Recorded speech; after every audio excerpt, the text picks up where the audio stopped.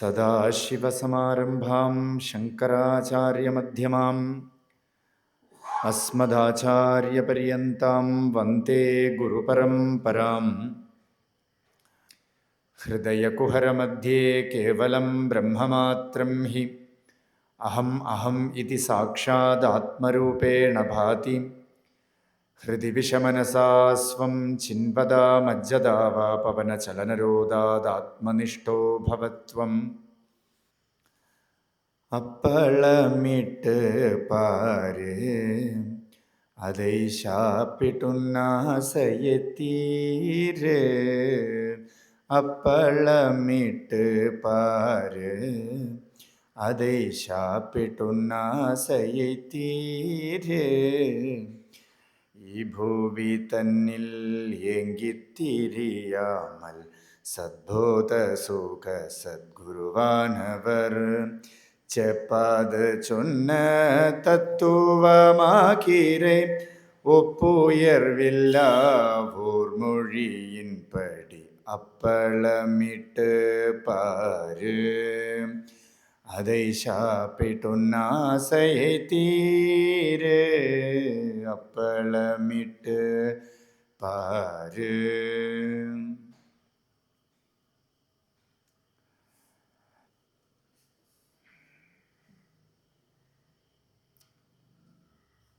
ഇന്ന് തൊട്ട് 3 ദിവസം പ്രഭാനന്ദ ആശ്രമത്തിൽ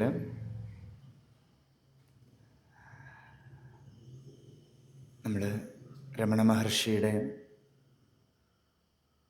ഒരു സാന്ദർഭികമായിട്ടുള്ള ഒരു കൃതി അപ്പളപ്പാട്ട്, ഇതാണ് നമ്മൾ വിചാരം ചെയ്യണത്.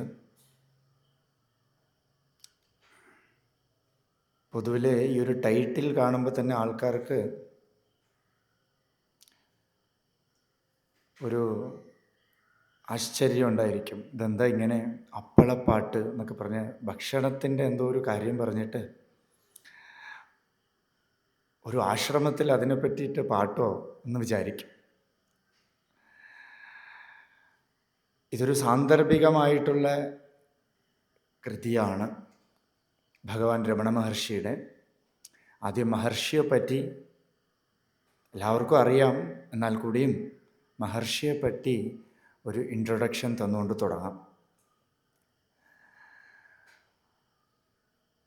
മധുരയിൽ തിരുച്ചുഴി എന്ന സ്ഥലത്ത് അഴകമ്മാൾക്കും സുന്ദരേശ അയ്യർക്കും ജനിച്ചൊരു പുത്രനാണ് വെങ്കട്ടരമണൻ.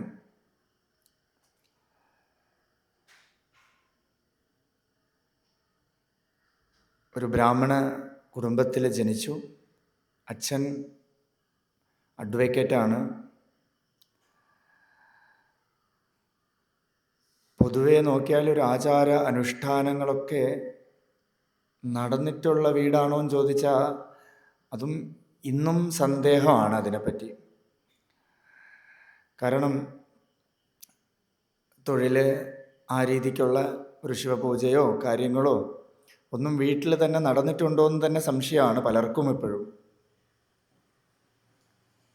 യജ്ഞോപവീത ധാരണം സ്വമേധയാ ബ്രാഹ്മണ കുടുംബത്തിൽ ധരിക്കണത് പോലെ ആചാരത്തോടു കൂടി തന്നെ നടന്നിരുന്നു. കാരണം മഹർഷിക്ക് യജ്ഞോപവീതം ഉണ്ടായിരുന്നു വെങ്കട്ടരമണന്. അല്ലാതെ ഒരു സാധനാ പദ്ധതിയിലോ ഒന്നും ഉണ്ടായിരുന്ന കുട്ടിയോ കുടുംബമോ ഒന്നും ആയിരുന്നില്ല.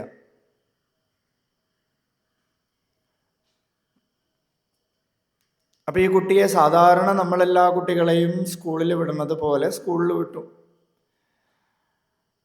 ചെറിയ ക്ലാസ് തൊട്ട് സ്കൂളിൽ പഠിച്ചു. ചേട്ടനുണ്ട്, ചേട്ടനും സ്കൂളിൽ പഠിച്ചു. പക്ഷേ സ്കൂളിൽ എന്തിനാണോ നമ്മൾ പോണത് അതൊഴിച്ച് ബാക്കി എല്ലാ ആക്ടിവിറ്റീസിലും ഉണ്ട് മഹർഷി. സ്കൂളിൽ ബെല്ലടിച്ച് തീർന്ന ഫുട്ബോൾ കളിക്കുക, ഇതാണ് പൊതുവിലെ ഒരു മഹർഷിയുടെ ഒരു ഇഷ്ട വ്യവഹാരം, ഒരു കളി. ഇതിൽ മാത്രമേ ഇൻട്രസ്റ്റ് ഉണ്ടായിരുന്നുള്ളൂ. പഠിത്തത്തിലൊന്നും ഇൻട്രസ്റ്റ് ഇല്ല. സ്കൂളിൽ എന്തൊക്കെ പഠിക്കണോ അതെല്ലാം അവിടെ തന്നെ ഇട്ടിട്ട് വരുമായിരുന്നു. ഒന്നും ക്യാരി ചെയ്ത് കൊണ്ടുപോവേയില്ല അല്ലേ. നമ്മളൊക്കെ എന്തെങ്കിലുമൊക്കെ പഠിച്ചാൽ ഇത് ഉള്ളിലിട്ട് പാകപ്പെടുത്തി, എവിടെയെങ്കിലും ഒരു സുനാമിയോ എന്തെങ്കിലും വന്നു എന്ന് പറഞ്ഞാൽ നമ്മൾ ഉള്ളിലിട്ട് ഇത് അലട്ടും. നമ്മൾ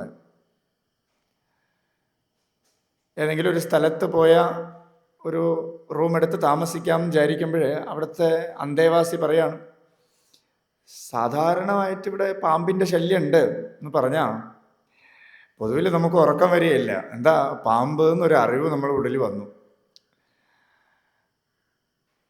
അപ്പോൾ ഇത്തരത്തിലുള്ള അവിദ്യയെ ക്യാരി ചെയ്ത് കൊണ്ടുപോകുന്ന സാധാരണ കുട്ടികളെ പോലെ ഇത് ക്യാരി ചെയ്ത് ഹോംവർക്ക് ചെയ്ത് ഇങ്ങനത്തെ ഒരു പ്രകൃതമൊന്നും നമുക്ക് മഹർഷിയിൽ കാണാൻ പറ്റില്ല.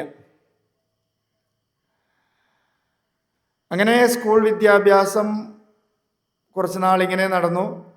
മഹർഷി സാധാരണ പോലെ എങ്ങനെയൊക്കെ തട്ടിമുട്ടിയൊക്കെ പാസ്സായി മുന്നോട്ട് പോയി. ഒരു വിശേഷപ്പെട്ട ഒരു പ്രകൃതം ഉണ്ട്. എന്താന്ന് വെച്ചാൽ എവിടെയെങ്കിലും പോയിരുന്നു ഉറങ്ങിപ്പോയാൽ പിന്നെ നടക്കണതൊന്നും അറിയില്ല. അപ്പോൾ ഈ കൂടെയുള്ള കുട്ടികൾക്കൊക്കെ ഒരു കുറുമ്പ് കാണിക്കും. എന്താണെന്ന് വെച്ചാൽ ഇത് ഉറങ്ങിക്കഴിയുമ്പോൾ എടുത്തുകൊണ്ട് ഗ്രൗണ്ടിലൊക്കെ കൊണ്ടുപോയി നിറയെ തല്ലി ഒരു സൈഡിൽ ഇരുത്തിയിരിക്കും. ഒന്നും അറിയില്ല സ്വാമി. ഈ വെങ്കട്ടരമണൻ എണീറ്റ് നോക്കിയാൽ ആരൊക്കെയോ എന്തൊക്കെയോ ചെയ്തിരിക്കുന്നത്, ആരാന്നൊന്നും അറിയാൻ വഴിയില്ല.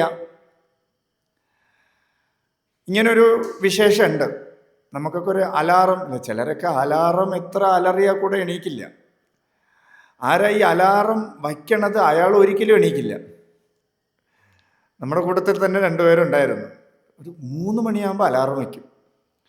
നമുക്കൊക്കെ ഒരു 4 മണിക്ക് എണീറ്റാൽ മതി. പക്ഷെ ഇദ്ദേഹത്തിൻ്റെ അലാറം 3 മണിക്ക് കേൾക്കും. പക്ഷെ ഈ അലാറം വച്ച ആള് തൊട്ടടുത്ത വീട്ടിലെ ആൾ വരെ ഉണരും. പക്ഷെ ഇയാൾ ഉണരേയില്ല, അതിൻ്റെ ഓണർ ഉണരേയില്ല. അപ്പം അതുപോലെ ഈ ഉറക്കത്തിൻ്റെ ഇടയിൽ ഒരു വിശേഷം ഉണരേയില്ല. എന്നാൽ ഉണർന്നു കഴിഞ്ഞാലോ ധാരാളം ദേഹത്തൊക്കെ പരിക്ക് പറ്റിയിരിക്കുന്നത് പോലെ ഉള്ളൊരു കാഴ്ചയും കാണാം. പക്ഷെ ആരോഗ്യമുണ്ട്, നല്ല ശരീരത്തിനും ഒക്കെ ആരോഗ്യമുള്ളൊരു ശരീരമാണ്. ഫുട്ബോൾ കളിക്കുമ്പോൾ കാലൊക്കെ നല്ല സ്ട്രോങ് കാലാണ്.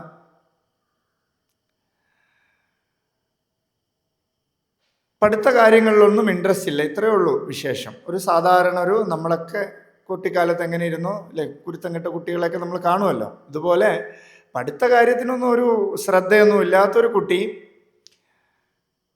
പെട്ടെന്ന് ദേഷ്യം വരും.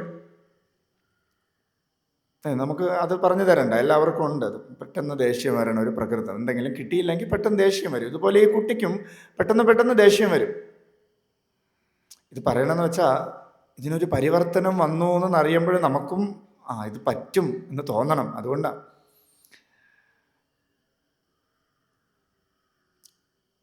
അങ്ങനെ ഈ കുട്ടി ഒരു നാൾ സാധാരണ വീട്ടിലൊക്കെ, നമ്മുടെ വീട്ടിലൊക്കെ ഗസ്റ്റ് വരുമല്ലോ, അതുപോലെ ആ വീട്ടിലും ഒരു നാളേക്ക് ഒരു ഗസ്റ്റ് വന്നു ഒരാൾ. ആ ഗസ്റ്റ് വന്ന സമയത്ത് ആ ആള് വീട്ടിൽ വന്നു. ഈ കുട്ടി സാധാരണ പോലെ ചോദിച്ചു, എങ്കേന്ത് വരാൽ എന്ന് ചോദിച്ചു, എവിടുന്ന് വരണു എന്ന് ചോദിച്ചു.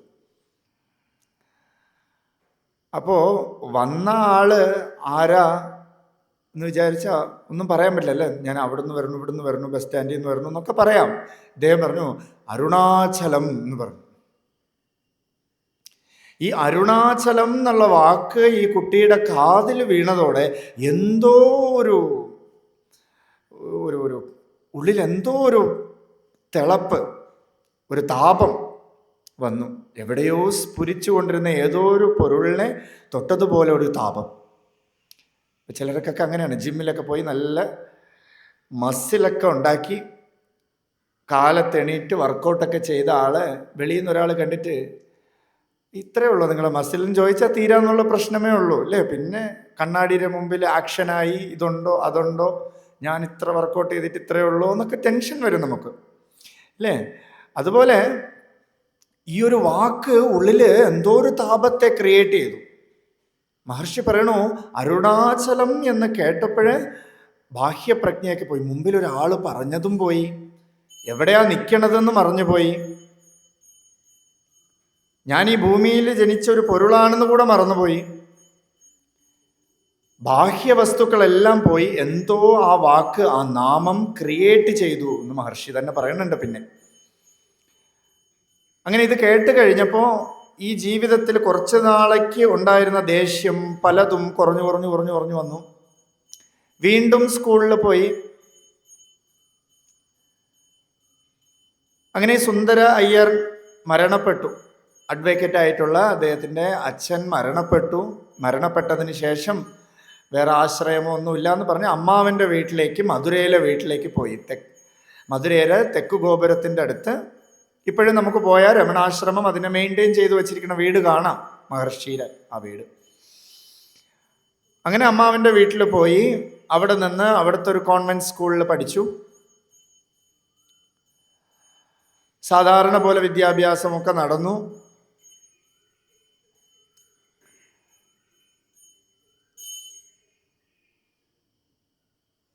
അങ്ങനെ ഒരു ദിവസം ഞായറാഴ്ച, എല്ലാം ചുരുക്കി പറയാണ്, ഒരു ദിവസം ഒരു ഞായറാഴ്ച ദിവസം, ഒരു ഹോളിഡേ, സൺഡേ ഒക്കെ നമുക്ക് ഹോളിഡേ ആണ്. ഹോളി എന്ന് വെച്ചാൽ ഏതോ അധ്യാത്മമായതെന്നർത്ഥം. അപ്പോൾ ഹോളിഡേ,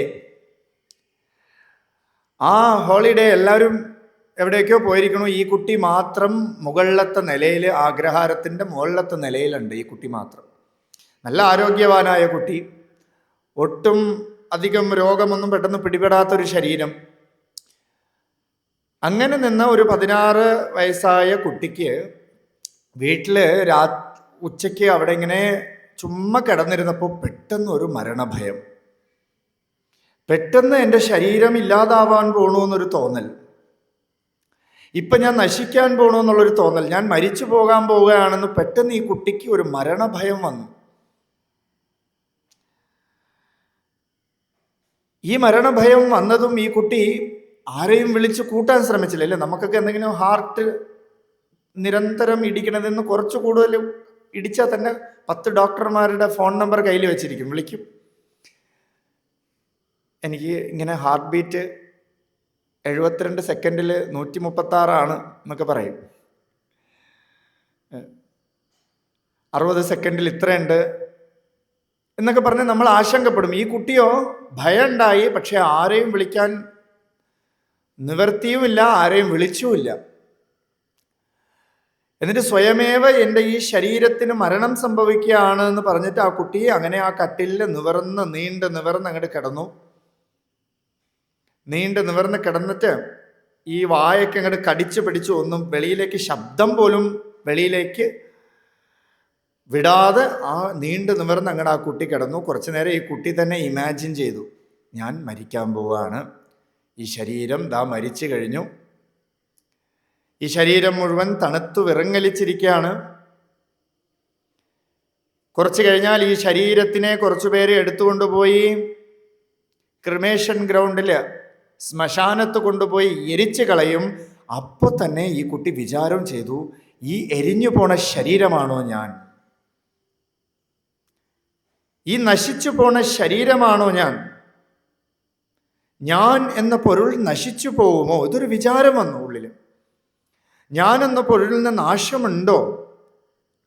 നോക്കൂ, ഭഗവത്ഗീതയിലെ ഉപനിഷത്തിൽ പറയണ വിചാരം ഏതോ ശാസ്ത്രം പഠിച്ചിട്ടല്ല ഈ കുട്ടി വിചാരം ചെയ്തത്. നമ്മളൊക്കെ എത്രയോ ശാസ്ത്രമോ വേദാന്ത അധ്യയനമോ ഒക്കെ കഴിഞ്ഞിട്ട് കൂടെയും നമുക്ക് ഈ വിചാരം വരണില്ല. മരണം വരുമ്പോൾ ഉടൻ ഏറ്റവും ഹയർ ഹോസ്പിറ്റലിൽ വിളിച്ച് ചോദിക്കണം, മരണഭയം വരുമ്പോൾ. ചെറിയ ഗ്യാസ് ആണെങ്കിൽ ഹാർട്ട് അറ്റാക്ക് എന്ന് പറഞ്ഞ് വിളിച്ച് ചോദിക്കണം. ഗൂഗിളിൽ സെർച്ച് ചെയ്യണു, എന്താ സിംറ്റംസ് നോക്കിയിട്ട് നമ്മളെ ഒരു രോഗത്തെ അങ്ങോട്ട് എടുത്ത് ഹാരം പോലെ അണിയണം. ഈ കുട്ടി ഉപനിഷത് പ്രോക്തമായ വിചാരം ചെയ്തു. എന്താന്ന് വെച്ചാൽ, മരിച്ചു പോണത് ഈ ശരീരമാണ്, ഞാനല്ല. ഞാൻ എന്ന പൊരുളിന് ഒരു കാലത്തും അഭാവമില്ല. ജനിച്ച തൊട്ട് ഇതുവരയ്ക്കും ഞാൻ എന്നുള്ള പൊരുൾ ഉള്ള പൊരുളാണ്. ഞാൻ ഉണ്ട് എന്ന് സ്വയം പ്രകാശിതമായ ആ പൊരുളാണ്. ആ പൊരുൾ എപ്പോൾ ഇല്ലാതാവും? എങ്ങനെ ഇല്ലാതാവും? കത്തി നശിച്ചാൽ ഇല്ലാതാവുമോ? ഈ ഒരു വിചാരം ഈ കുട്ടിയുടെ ഉള്ളിൽ നടന്നു. ആ വിചാരം എപ്പോൾ നടന്നുവോ അപ്പം തന്നെ ഈ കുട്ടി മഹർഷിയായി. കഥയിൽ നമ്മൾ നോക്കിയാൽ കാവ്യകണ്ഠ ഗണപതി മുനിയാണ് ബ്രാഹ്മണസ്വാമി എന്ന് അഭിസംബോധന ചെയ്തിരുന്ന ഈ കുട്ടിയെ, ഈ 17 വയസ്സുകാരനെ രമണ മഹർഷി എന്ന് പേരിട്ട് വിളിച്ചത്. എന്നുവെച്ചാൽ സാധകനായിട്ടുള്ള കാവ്യകണ്ഠ ഗണപതി മുനിക്ക് എത്ര ഉപാസന ചെയ്തു, എത്രയോ ഭാഗവതം വായിച്ചു, എത്രയോ ലളിതാ സഹസ്രനാമം വായിച്ച് വെളിയിലിറങ്ങി ഒരു ഡ്രോപ്പ്, മഴയാണെങ്കിലും വെയിലാണെങ്കിലും ഒരു ഡ്രോപ്പ് അദ്ദേഹത്തിൻ്റെ തലയിൽ വീണാലേ അയാൾ തൃപ്തിയാവുള്ളൂ. ഇത്രയ്ക്ക് സാധനാ പദ്ധതിയിൽ നിന്ന് കാവ്യകണ്ഠ ഗണപതി മുനിക്ക് ശാന്തിയില്ലാതെ മൗനിയായിട്ടിരുന്ന ഈ രമണ മഹർഷിയുടെ അടുത്ത്, ഈ ബ്രാഹ്മണസ്വാമിയുടെ അടുത്ത് പോയിട്ട് തപസ് എന്താണെന്ന് ചോദിച്ചു. അതിനുള്ള ഉത്തരം കാവ്യകണ്ഠ ഗണപതി മുനിക്ക് പരമമായ ശാന്തിയെ കൊടുത്തു. തപസ് എന്ന് പറയണത് തൻ്റെ സ്വരൂപമാണെന്ന് പറഞ്ഞു കൊടുത്തു. താനുണ്ട് എന്ന് പ്രകാശിച്ചു കൊണ്ടിരിക്കുന്ന ഒരു പൊരുളിനെ അറിയലാണ് തപസ്. ആ പൊരുളായിട്ട് ഇരിക്കുന്നതാണ് തപസ് എന്ന് പറഞ്ഞു കൊടുത്തു. അങ്ങനെയാണ് മഹർഷി, രമണ മഹർഷി എന്ന് പേര് മഹർഷിക്ക് വന്നിരിക്കുന്നത്. അപ്പൊ നമ്മൾ കാണുന്ന മഹർഷി ആ വീട്ടിൽ മുകളിലത്തെ നിലയിൽ തന്നെ പൂർണ്ണമായി വിചാരം ചെയ്ത് ഞൊടിയിടയ്ക്കുള്ളിൽ ഒരു ഇരുട്ട് നിറഞ്ഞ റൂമില് പ്രകാശം വരുമ്പോൾ ഇരുട്ടപ്പാടെ മാറണത് പോലെ ഈ കുട്ടിക്ക് അജ്ഞാനം മാറി ജ്ഞാനം പ്രകാശിച്ചു. ഇത് കഴിഞ്ഞും ഈ കുട്ടി സ്കൂളിൽ പോയി. കുറച്ച് ദിവസം കഴിഞ്ഞപ്പോൾ സാന്ദർഭികമായിട്ട് ഈ കുട്ടിക്ക് പഠിത്തത്തിലൊന്നും ഇൻട്രസ്റ്റ് ഇല്ല, ചുമ്മാ ബുക്ക് എടുത്ത് വെച്ചുകൊണ്ടിരിക്കുന്നത് പോലെ ഇരിക്കും. ചേട്ടൻ കളിയാക്കാൻ വേണ്ടി ചോദിക്കും, നീ വല്ല യോഗീശ്വരനോ വല്ല ആണോ, വല്ല ആശ്രമത്തിലും പോയി ഇരുന്നൂടെ എന്ന് ചോദിച്ചു. പല പ്രാവശ്യം ചോദിക്കാറുണ്ട്. ഏതോ ഒരു പ്രാവശ്യത്തിൻ്റെ ചോദ്യം അങ്ങോട്ട് അക്സെപ്റ്റ് ചെയ്തു. ഞാൻ ഇങ്ങനെ ഇവിടെ ജീവിച്ചാൽ പറ്റില്ല, എനിക്ക് പൊതുവേ വെളിയിൽ പോയൊരു വ്യവഹാര ജീവിതം എനിക്ക് പറ്റില്ല. ഇനി ഇവിടെ നിന്നുകൊണ്ട് എനിക്ക് അധ്യാത്മമായിട്ടും മെച്ചമുണ്ടോ എന്ന് ചോദിച്ചാൽ അതും എനിക്ക് അറിയില്ല. അതിനെപ്പറ്റി അധ്യാത്മം എന്ന് കൂടെ അറിയില്ല. എന്തോ ഒരു വ്യാധി പിടിച്ചിരിക്കണമെന്നുള്ളൊരു ഭാവമായിരുന്നു. എന്നാൽ പിന്നെ എവിടേക്ക് പോകാമെന്നായി. അപ്പോൾ മുമ്പ് ഒരാൾ പറഞ്ഞു അരുണാചലം എന്ന്. അപ്പോൾ അയാളുടെ അടുത്ത് തന്നെ കുറച്ച് നേരം കഴിഞ്ഞിട്ട് മഹർഷി ഈ കുട്ടി ചോദിച്ചു, വെങ്കട്ടരമണൻ ചോദിച്ചു, അരുണാചലം അതെവിടെയാന്ന് ചോദിച്ചു. അപ്പം അദ്ദേഹം ചോദിച്ചു, അരുണാചലം അറിയില്ലേ, അത് തിരുവണ്ണാമലൈ, അത് തിരുവണ്ണാമലയന് ഒരുവരാൾ അരുകുറപ്പെട്രേൻ എന്ന് മഹർഷിയെ ഒരു സ്തോത്രത്തിൽ പറയുന്നുണ്ട്. അത് തിരുവണ്ണാമലയാണ്. അപ്പോൾ എനിക്ക് എത്താൻ പറ്റുന്ന ഒരു ദൂരമാണ് അത് എന്ന് മഹർഷി തന്നെ കരുതി, എന്നാൽ പിന്നെ തിരുവണ്ണാമലയ്ക്ക് തന്നെ പോയി കളയാം എന്ന് വിചാരിച്ച് ഈ കുട്ടി ഫീസ് അടയ്ക്കാൻ കൊടുത്ത 5 രൂപയിൽ നിന്നും 5 രൂപ എടുത്തിട്ട് പോയിട്ട് ഫീസ് അടയ്ക്കാം എന്ന് പറഞ്ഞിട്ട് അവിടെ ഒരു ലെറ്ററും എഴുതി വെച്ചിട്ട് പോയി. എന്താ ലെറ്റർ എന്ന് വെച്ചാൽ, ഞാൻ എൻ്റെ പിതാവിൻ്റെ ആജ്ഞപ്രകാരം എൻ്റെ പിതാവിൻ്റെ അടുത്തേക്ക് പോവുകയാണ്. ഇത് കറക്റ്റ് വേർഡ് ഇതായിരിക്കില്ല, എൻ്റെ ഒരു വെളിയിലുള്ളൊരു പുറമേ ഉള്ളതാണ് പറയണത്, ഒരു ചിത്രം.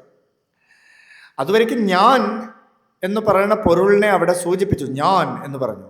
പിന്നെ പറഞ്ഞത് ഇത് ഒരു നല്ല കാര്യത്തിനാണ്, ഇതിനെ തേടണ്ട. ഞാൻ അഭിസംബോധന ചെയ്തു, പിതാവിൻ്റെ ആജ്ഞപ്രകാരം പിതാവിൻ്റെ അടുത്ത് പോവുകയാണ്. അതിനുശേഷം ഞാൻ ഒരു സംബോധന മഹർഷി പറഞ്ഞിട്ടേ ഇല്ല. പറഞ്ഞിട്ടുണ്ട്, ഏത് ഞാനാന്ന് വെച്ചാൽ തൻ്റെ സ്വരൂപമായിട്ടുള്ള ഞാൻ. അത് എല്ലാവരുമാണ്. തമൈവൈക്കം ജാനത ആത്മാനം, എല്ലാവരും ആ സ്വരൂപം, അതിനെയാണ് ഞാൻ എന്ന് ഭഗവാൻ പറഞ്ഞിരിക്കുന്നത്. അഹം അഹം ഇതി സാക്ഷാത് ആത്മരൂപേണ ഭാതി, ആത്മാവ് തന്നെയാണ് ആ ഞാൻ. അങ്ങനെ ഈ ലെറ്റർ എഴുതി വെച്ച് ഈ കുട്ടി വളരെയധികം കഷ്ടപ്പെട്ട് തിരുവണ്ണാമലയിലേക്ക് പോയി. കുറച്ച് ദൂരത്ത് നിന്ന് ആ മല കണ്ടപ്പോഴേക്കും കുട്ടിക്ക് ഉപദേശവുമായി. നമ്മൾ വിചാരിക്കും രമണ മഹർഷിയെക്കുറിച്ച് കുറച്ചൊക്കെ അറിയാമെന്നുള്ളവർ വിചാരിക്കും മഹർഷിക്ക് ബാഹ്യമായിട്ട് ഒരു ഗുരു ഇല്ല, ഒരു വഴികാട്ടിയില്ല എന്ന് പലരും പറയുന്നുണ്ട്. മഹർഷി ഡയറക്റ്റ്ലി ആകാശത്ത് നിന്ന് പൊട്ടി വീണെന്ന് ചിലപ്പോൾ കുറച്ച് കാലം കഴിഞ്ഞാൽ പറയുമായിരിക്കും. നമ്മളെപ്പോലൊരു സാധാരണ ജീവൻ ആ മലയെ ഉപദേശിച്ചു. എന്താ ഉപദേശം എന്ന് പറഞ്ഞാൽ, അചലമാക്കണ്ടേൻ, അചല ഉരു. ആ മല കണ്ടപ്പോൾ ഉള്ളില് നിശ്ചല അനുഭവം ഉണ്ടായി. ആ മല അചലമായിട്ട് നിൽക്കുന്നത് കണ്ടു എന്നൊരർത്ഥം. രണ്ട്, ആ മല കണ്ടതോടുകൂടി എൻ്റെ ചലിച്ചുകൊണ്ടിരുന്ന, ചഞ്ചലമായിട്ടുള്ള, ചപലമായിട്ടുള്ള, പലതിലേക്കും വിക്ഷേപിച്ചുകൊണ്ടിരിക്കണം, ആഗ്രഹിച്ചുകൊണ്ടിരിക്കണ, വിക്ഷേപ വിയോഗ സംയോഗങ്ങൾ നടക്കുന്നതിലായിട്ടുള്ള എൻ്റെ മനസ്സ് ചലിക്കാതിരുന്നു, അചലമാക്കണ്ടേ.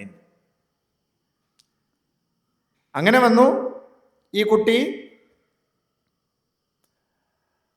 ആ തിരുവണ്ണാമല ക്ഷേത്രത്തിലേക്ക് പോയി. ആ തെരുവിൽ കുറേ നാൾ നിന്നു. ആ ക്ഷേത്രത്തിൻ്റെ ഉള്ളിൽ പ്രവേശിച്ചു. ഇന്നുള്ള ക്ഷേത്രത്തിലുള്ള പോലത്തെ കൂട്ടമൊന്നും അന്നില്ല.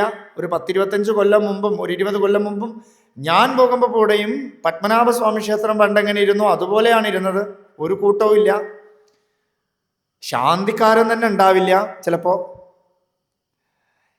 ഈ മഹർഷി പോണ ദിവസവും ആ ശാന്തിക്കാരൻ അവിടെ ഇല്ലായിരുന്നു. മഹർഷി ഡയറക്റ്റ്ലി ആ ശ്രീകോവിലിൻ്റെ ഉള്ളിൽ കയറി ആ ലിംഗത്തിൽ കെട്ടിപ്പിടിച്ചിട്ട് നമ്മൾ മനസ്സിലാക്കേണ്ടതായിട്ടുള്ള ശരണാഗതിയാണ് മഹർഷി അവിടെ ചെയ്തത്. ഉൻ ഇച്ഛൈ എന്നിച്ഛൈ എന്ന് പറഞ്ഞു. ഉൻ ഇഷ്ടം എന്നിഷ്ടം. ഇനി എന്താണോ ഇനി അങ്ങയുടെ ഇഷ്ടം അതാണ് ഇനി എൻ്റെ ഇഷ്ടം. എനിക്ക് എന്ന് ഒരു ഇച്ഛയില്ല. ഇങ്ങനെ പറഞ്ഞു. സ്വാഭാവികമായിട്ട് തന്നെ സന്യാസത്തിൽ എന്തൊക്കെയാണോ നടക്കേണ്ടത്, ശാസ്ത്രവിധി എന്തൊക്കെയാണോ അതുപോലെ നടന്നു. യജ്ഞോപവീതത്തിനെ വലിച്ച് ഒരു കുളത്തിലിട്ടു. പൂണൂലിനെ എടുത്ത് ഒരു കുളത്തിലേക്ക് വലിച്ചെറിഞ്ഞു. ന ബ്രാഹ്മണ ക്ഷത്രിയ വൈശ്യശൂദ്രാഹ. ആ ഒരു അഭിമാനവും വേണ്ടാന്ന് എങ്ങനെയോ ഉള്ളിൽ തോന്നി എടുത്ത് കളഞ്ഞു. വഴിയിൽ നിന്ന ഒരാള് ചോദിച്ചു, കുട്ടി തലമുണ്ടനം ചെയ്യണ്ടേന്ന് ചോദിച്ചു. അപ്പോൾ ഒന്നിനും എതിർത്തില്ല. അങ്ങോട്ട് തല കാണിച്ചു കൊടുത്തു. നല്ലവണ്ണം തല വഴിച്ച് ഇഴക്കി. തല വഴിച്ച് കഴിഞ്ഞാൽ കുളിക്കണം എന്നൊരു ആചാരമുണ്ട്. കുളിക്കണ്ടേന്ന് ചോദിച്ചപ്പോൾ എന്തിനു കുളിക്കണം, അങ്ങനെ അങ്ങോട്ട് നടന്നു. പ്രകൃതി തന്നെ ഒരു ഷവറായി മാറി. അപ്പൊ തന്നെ പെട്ടെന്നൊരു മഴ വന്നു. ആ ബാഹ്യശുദ്ധിയും വരുത്തി. ആ തലമുണ്ടനം ചെയ്തതെല്ലാം ആ മഴയത്ത് നനഞ്ഞങ്ങോട്ട് പോയി. മൊട്ടൈ അടിത്തനൈ വെട്ടവെളിയിൽ നീ നട്ടമാടിനെ എൻ അരുണാചല. ഇതിന് രണ്ടർത്ഥം. ഒന്ന്, ഭഗവാൻ തന്നെ വന്നു മൊട്ടയടിച്ചു കൊടുത്തു എന്നൊരർത്ഥം. പിന്നൊന്ന്, മൊട്ടയടിത്തി നീ, എൻ്റെ ഉള്ളില് ആഗ്രഹം ആശയായിട്ടിരുന്ന പലതിനെയും നീ മൊട്ടയടിച്ചു കളഞ്ഞു. അല്ലെ, വഴിച്ചിറക്കി ഒരു രോമം കൂടെ ഇല്ലാത്ത പോലെ ഈ രോമം പോലെ വളർന്നുകൊണ്ടിരിക്കുന്ന ആഗ്രഹത്തിനെ നീ വഴിച്ചിറക്കി കളഞ്ഞു. മൊട്ടയടിത്തനെ വെട്ടവെളിയിൽ നീ നട്ടമാടിനെ എൻ അരുണാചല.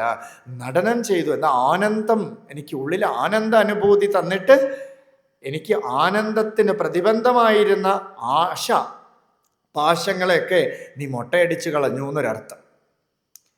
ഇങ്ങനെ മഹർഷി തിരുവണ്ണാമലയിൽ തന്നെ ഇരുന്നു. അതൊക്കെ കഥ നമുക്ക് പതുക്കെ പതുക്കെ പല സന്ദർഭത്തിൽ നമുക്ക് കേൾക്കാം. ഇന്ന് നമുക്ക് വിഷയം അപ്പളപ്പാട്ടാണ്. അതെങ്ങനെ സാന്ദർഭികമായിട്ട് വന്നു എന്ന് നോക്കുമ്പോൾ മഹർഷി ഒരുപാട് കാലം പലയിടങ്ങളിലും ഇരുന്നു. തിരുവണ്ണാമല ക്ഷേത്രത്തിലെ പാതാളലിംഗത്തിലിരുന്നു. ഒരു ഗുഹ പോലെ ഉള്ളിലേക്ക് അണ്ടർഗ്രൗണ്ട് പോലെ ഉണ്ട്. ഇപ്പോഴും ഉണ്ട്. ആ ക്ഷേത്രം അവിടെ തന്നെ ഉണ്ട്. അവിടെ കാണാൻ പറ്റും. തിരുവണ്ണാമലയിൽ ഗുരുമൂർത്തം എന്നുള്ള സ്പേസിലിരുന്നു. പിന്നെ കുറച്ച് നാള് കഴിഞ്ഞിട്ട് വിരൂപാക്ഷ ഗുഹയിൽ പോയിരുന്നു. മേലേക്ക് മലയുടെ മേളിൽ വിരൂപാക്ഷ ഗുഹ എന്നൊരു ഗുഹയുണ്ട്. ആ ഗുഹയിൽ പോയിരുന്നു. ആ ഗുഹയിൽ പോയിരിക്കുമ്പോൾ കുറച്ച് നാള് ആയി. അവിടുന്ന് നേരെ സ്കന്ധാശ്രമം, മലയുടെ മേലെ ആ സ്കന്ധാശ്രമത്തിൽ വെച്ച് അമ്മ വന്നു. ഇടയ്ക്കൊക്കെ അമ്മ വരും. അമ്മ ഒരു നാൾ കണ്ടു. ധാരാളം കമ്പൽ ചെയ്തു അമ്മ കുട്ടിയെ വീട്ടിൽ കൊണ്ടുപോകാൻ വേണ്ടിയിട്ട്. എവിടെയോ പോയപ്പോൾ ആരോ പറഞ്ഞറിഞ്ഞു അമ്മ തിരുവണ്ണാമലയിൽ ഒരു വലിയ സ്വാമിയായിട്ടാണ് ഇപ്പം മോനിരിക്കണത്. അപ്പോൾ മോനെ കാണാൻ വേണ്ടി പോയി. മോനെ പോയി കണ്ടു. കണ്ടിട്ട് അമ്മ കമ്പൽ ചെയ്തു. സാധാരണ ഒരു കുട്ടിയെ പോലെ ഇനിയെങ്കിലും വീട്ടിലോട്ട് വരൂ എന്ന് വിളിച്ചു. ആ അമ്മയ്ക്കൊരു ഉപദേശം കൊടുത്തു. എന്താന്ന് വെച്ചാൽ, ഭഗവാൻ സർവരുടെയും അന്തര്യാമിയിലിരുന്ന്, ഹൃദയത്തിലിരുന്ന് അവരവർക്ക് വേണ്ട പ്രാരാബ്ധ ബന്ധത്തെ തീർത്തു വയ്ക്കണു ഭഗവാൻ. എല്ലാവരുടെ ഉള്ളിലും ഭഗവാൻ ഉള്ളിലിരുന്നിട്ട് അവരവർ ചെയ്യേണ്ടതായിട്ടുള്ള, അവരവര് സഞ്ചയിക്കപ്പെട്ടതായിട്ടുള്ള, വിട്ടിട്ടുള്ള അമ്പിനെ ലക്ഷ്യത്ത് പ്രാപിക്കുന്നത് പോലെ ഈ പ്രാരാബ്ധത്തെ ഭഗവാൻ ഉള്ളിലിരുന്ന് നടത്തിക്കൊണ്ടിരിക്കണു.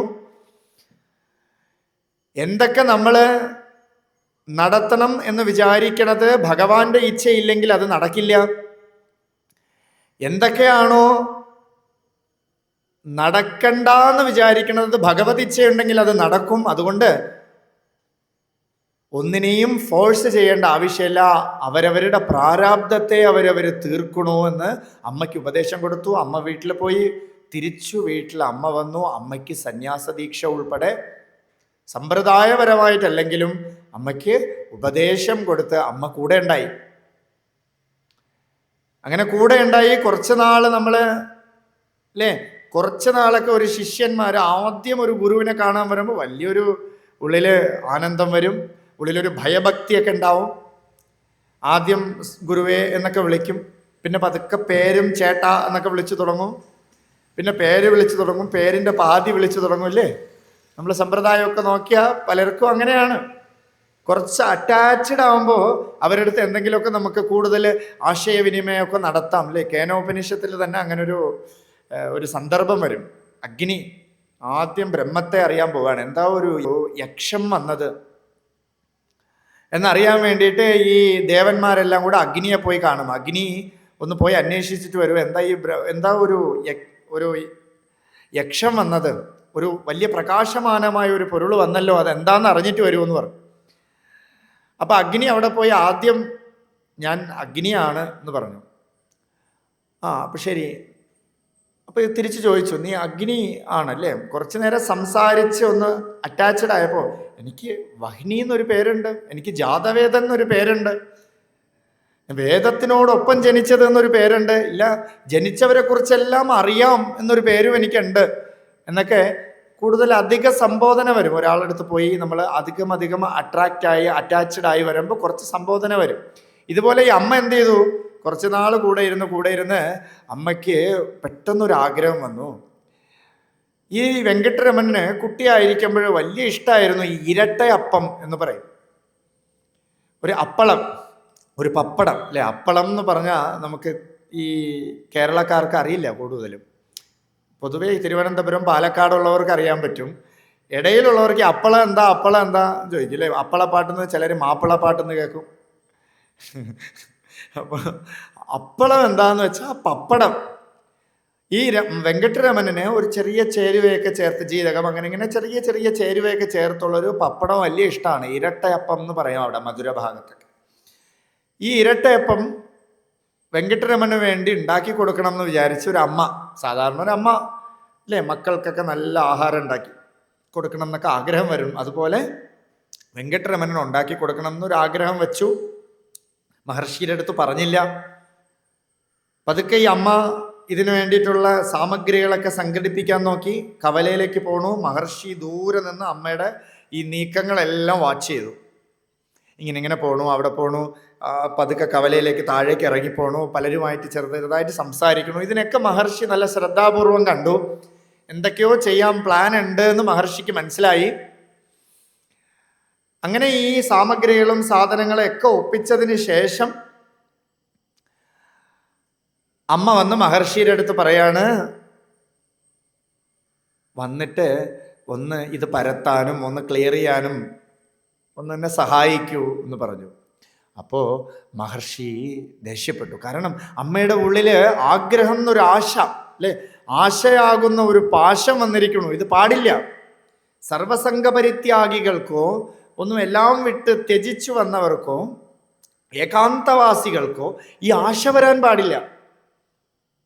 അപ്പൊ ഈ ആശ അമ്മയ്ക്ക് പിടികൂടിയിരിക്കണു. ഈ ആശയെ, ഈ വാസനയെ ഇപ്പൊ തന്നെ അങ്ങോട്ട് ഇല്ലാതാക്കണം എന്ന് വിചാരിച്ചിട്ട് മഹർഷി പെട്ടെന്ന് ദേഷ്യപ്പെട്ടു. എല്ലാം വിട്ടുപോയ നിങ്ങൾക്ക് എന്തിനാ ഇനി ഈ അപ്പളം, എന്തിനാ ഈ ദുരാശ, ആഗ്രഹം തീർന്നില്ലേ ഇതുവരെയ്ക്കും, ഇത്ര പ്രായമായില്ലേ എന്നൊക്കെ മഹർഷി ചോദിച്ചു. അമ്മയ്ക്ക് കുറച്ച് വിഷമുണ്ടായാലും കുഴപ്പമില്ല എന്ന് വിചാരിച്ചിട്ട് മഹർഷി ഇങ്ങനെ ചോദിച്ചു. കുറച്ചു നേരം അടങ്ങിയിരിക്കും. വീണ്ടും ഇല്ലേ, കുട്ടികളൊക്കെ എവിടെയെങ്കിലും ടൂറിന് കൊണ്ടുപോകാമെന്നൊക്കെ സ്കൂളിൽ നിന്ന് വരും. ആദ്യം പോയി ഈ ടൂറിന് പോകണം എന്ന് പറഞ്ഞ് അച്ഛൻ്റെ അടുത്ത് അവതരിപ്പിക്കുമ്പോൾ അച്ഛൻ കുറേ ചീത്ത പറയും. കുറച്ച് നേരം അടങ്ങിയിരിക്കും, വീണ്ടും വന്നിട്ട് എങ്കിലും ഒന്ന് ടൂറിന് പോയാലോ എന്ന് ചോദിക്കുന്നത് പോലെ വീണ്ടും വന്ന് മഹർഷിയുടെ ചോദിക്കും, വീണ്ടും ചീത്ത പറയും. അവസാനം ഇടയ്ക്കിടയ്ക്ക് വന്നിങ്ങനെ ചോദിക്കുമ്പോൾ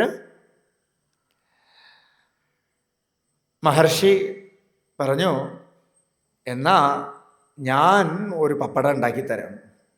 ഈ പപ്പടം കഴിച്ച വേദാന്തമാകുന്ന കൂട്ടുകൊണ്ടുണ്ടാക്കിയ പപ്പടം, ഈ പപ്പടം കഴിച്ചാൽ നിങ്ങളുടെ ആശ മുഴുവൻ പോകും അത്രേ. ഈ പപ്പടം കഴിച്ച് നിങ്ങളുടെ ആശയെ കളയൂ എന്നാണ് ഭഗവാൻ ആദ്യത്തെ പാട്ടിൽ പറയണത്. അപ്പളമിട്ട് പാര് அதை சாப்பிட்டுன்னாசையை തീര്.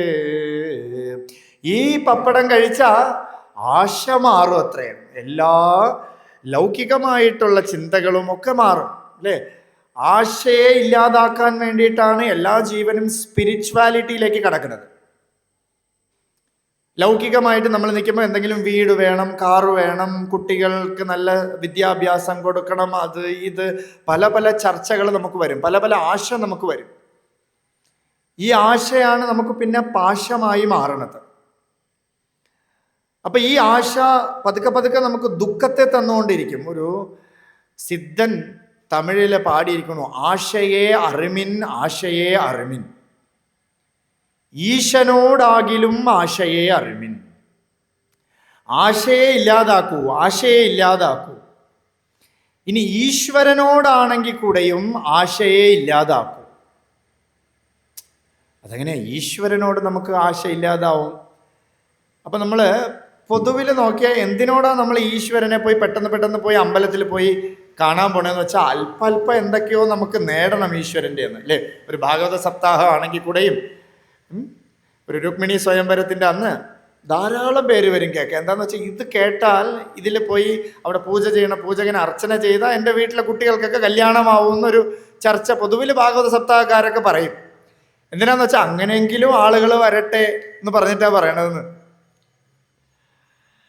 സന്താന ഗോപാലം എന്ന് പറഞ്ഞ സമയത്ത് സന്താനങ്ങളൊക്കെ ഉണ്ടാവും എന്നൊക്കെ പറയും. ഇതുപോലെ എന്തെങ്കിലുമൊക്കെ ആഗ്രഹത്തിന് വേണ്ടിയിട്ടാണ് നമ്മൾ ഈശ്വര സമ്പർക്കം ചെയ്യണത് അല്ലേ. പോയിട്ട് എന്തെങ്കിലും ശരീരത്തിന് രോഗം വരുമ്പോൾ ഉടൻ ഒരു ലളിതാ സഹസ്രനാമം എടുത്ത് ഉപാസന ചെയ്യും. എനിക്ക് ഈ ദേവി എന്തെങ്കിലുമൊക്കെ അല്ലേ, ഈ രോഗ നിവാരിണിയാണ് ദേവി അല്ലേ.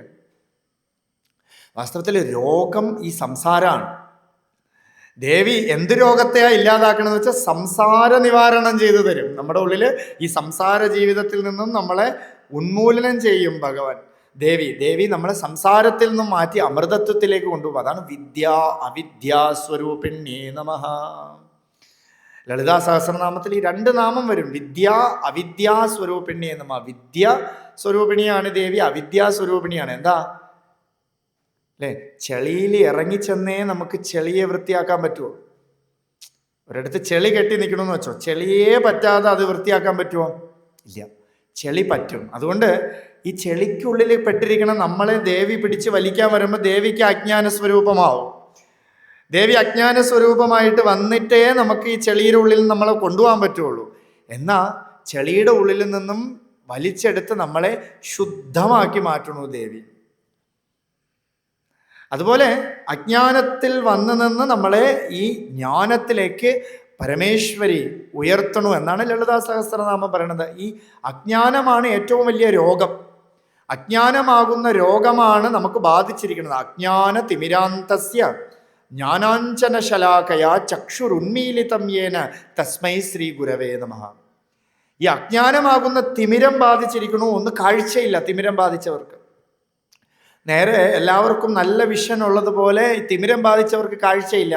അതുകൊണ്ട് ശലാകയ, ഇപ്പം ആയുർവേദ ആശുപത്രിയിലൊക്കെ പോയാൽ കണ്ണിന് വേണ്ടിയിട്ടുള്ള ഒരു ചികിത്സയ്ക്ക് ശലാക ചികിത്സ എന്ന് പറയും. ശലാകം എന്ന് വെച്ചാൽ കണ്ണിന് വേണ്ടിയിട്ടുള്ള ചികിത്സ. ഈ കണ്ണിന് ഈ ജ്ഞാനമാകുന്ന അഞ്ജനം തേച്ചാൽ, ജ്ഞാനമാകുന്ന മരുന്ന് തേച്ചാൽ ഈ തിമിരം മാറി നമുക്ക് നല്ല വീക്ഷണം കിട്ടും.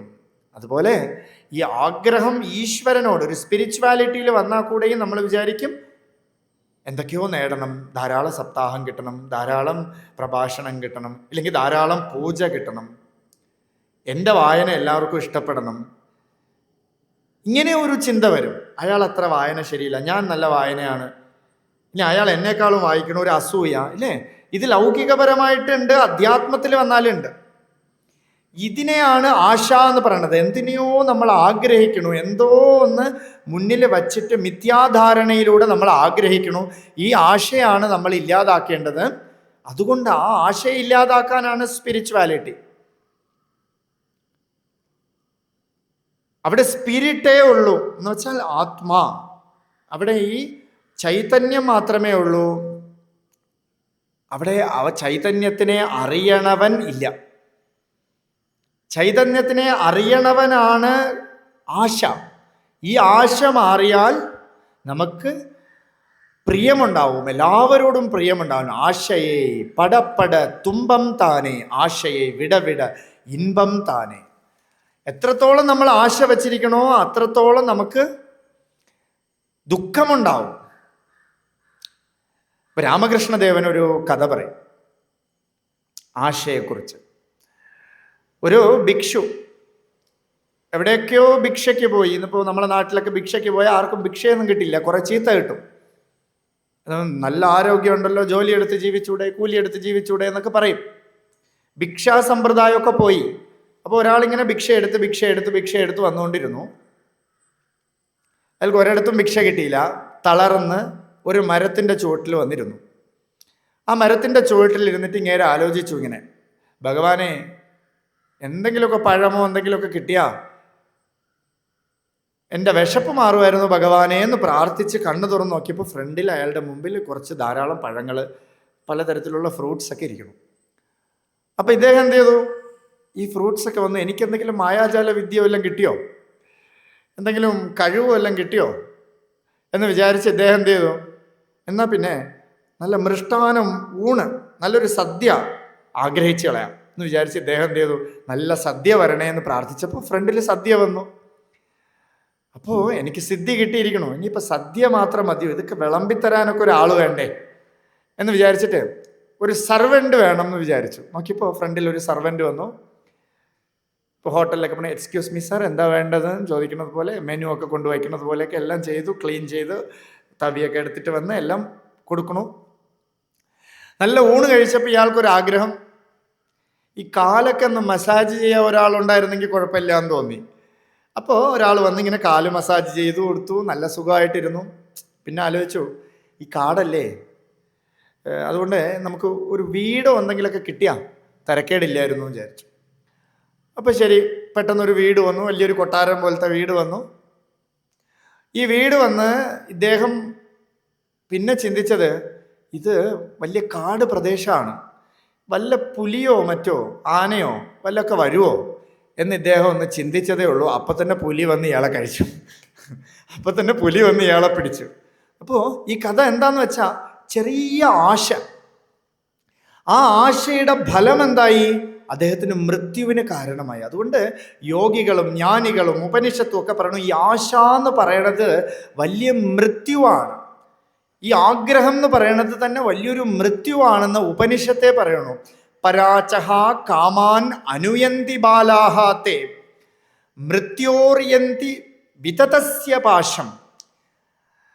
പരാചഹ കാമാൻ അനുയന്തി ബാലാഹാത്തെ. ആരാണോ ആഗ്രഹങ്ങളുടെ പിന്നാലെ നടക്കണത് അവനൊക്കെ ഉപനിഷത്ത് കൊടുക്കുന്ന ഒരു പേരാണ് ബാലാഹ, കുട്ടി, ചെറിയ കുട്ടി എന്ന് പറയും.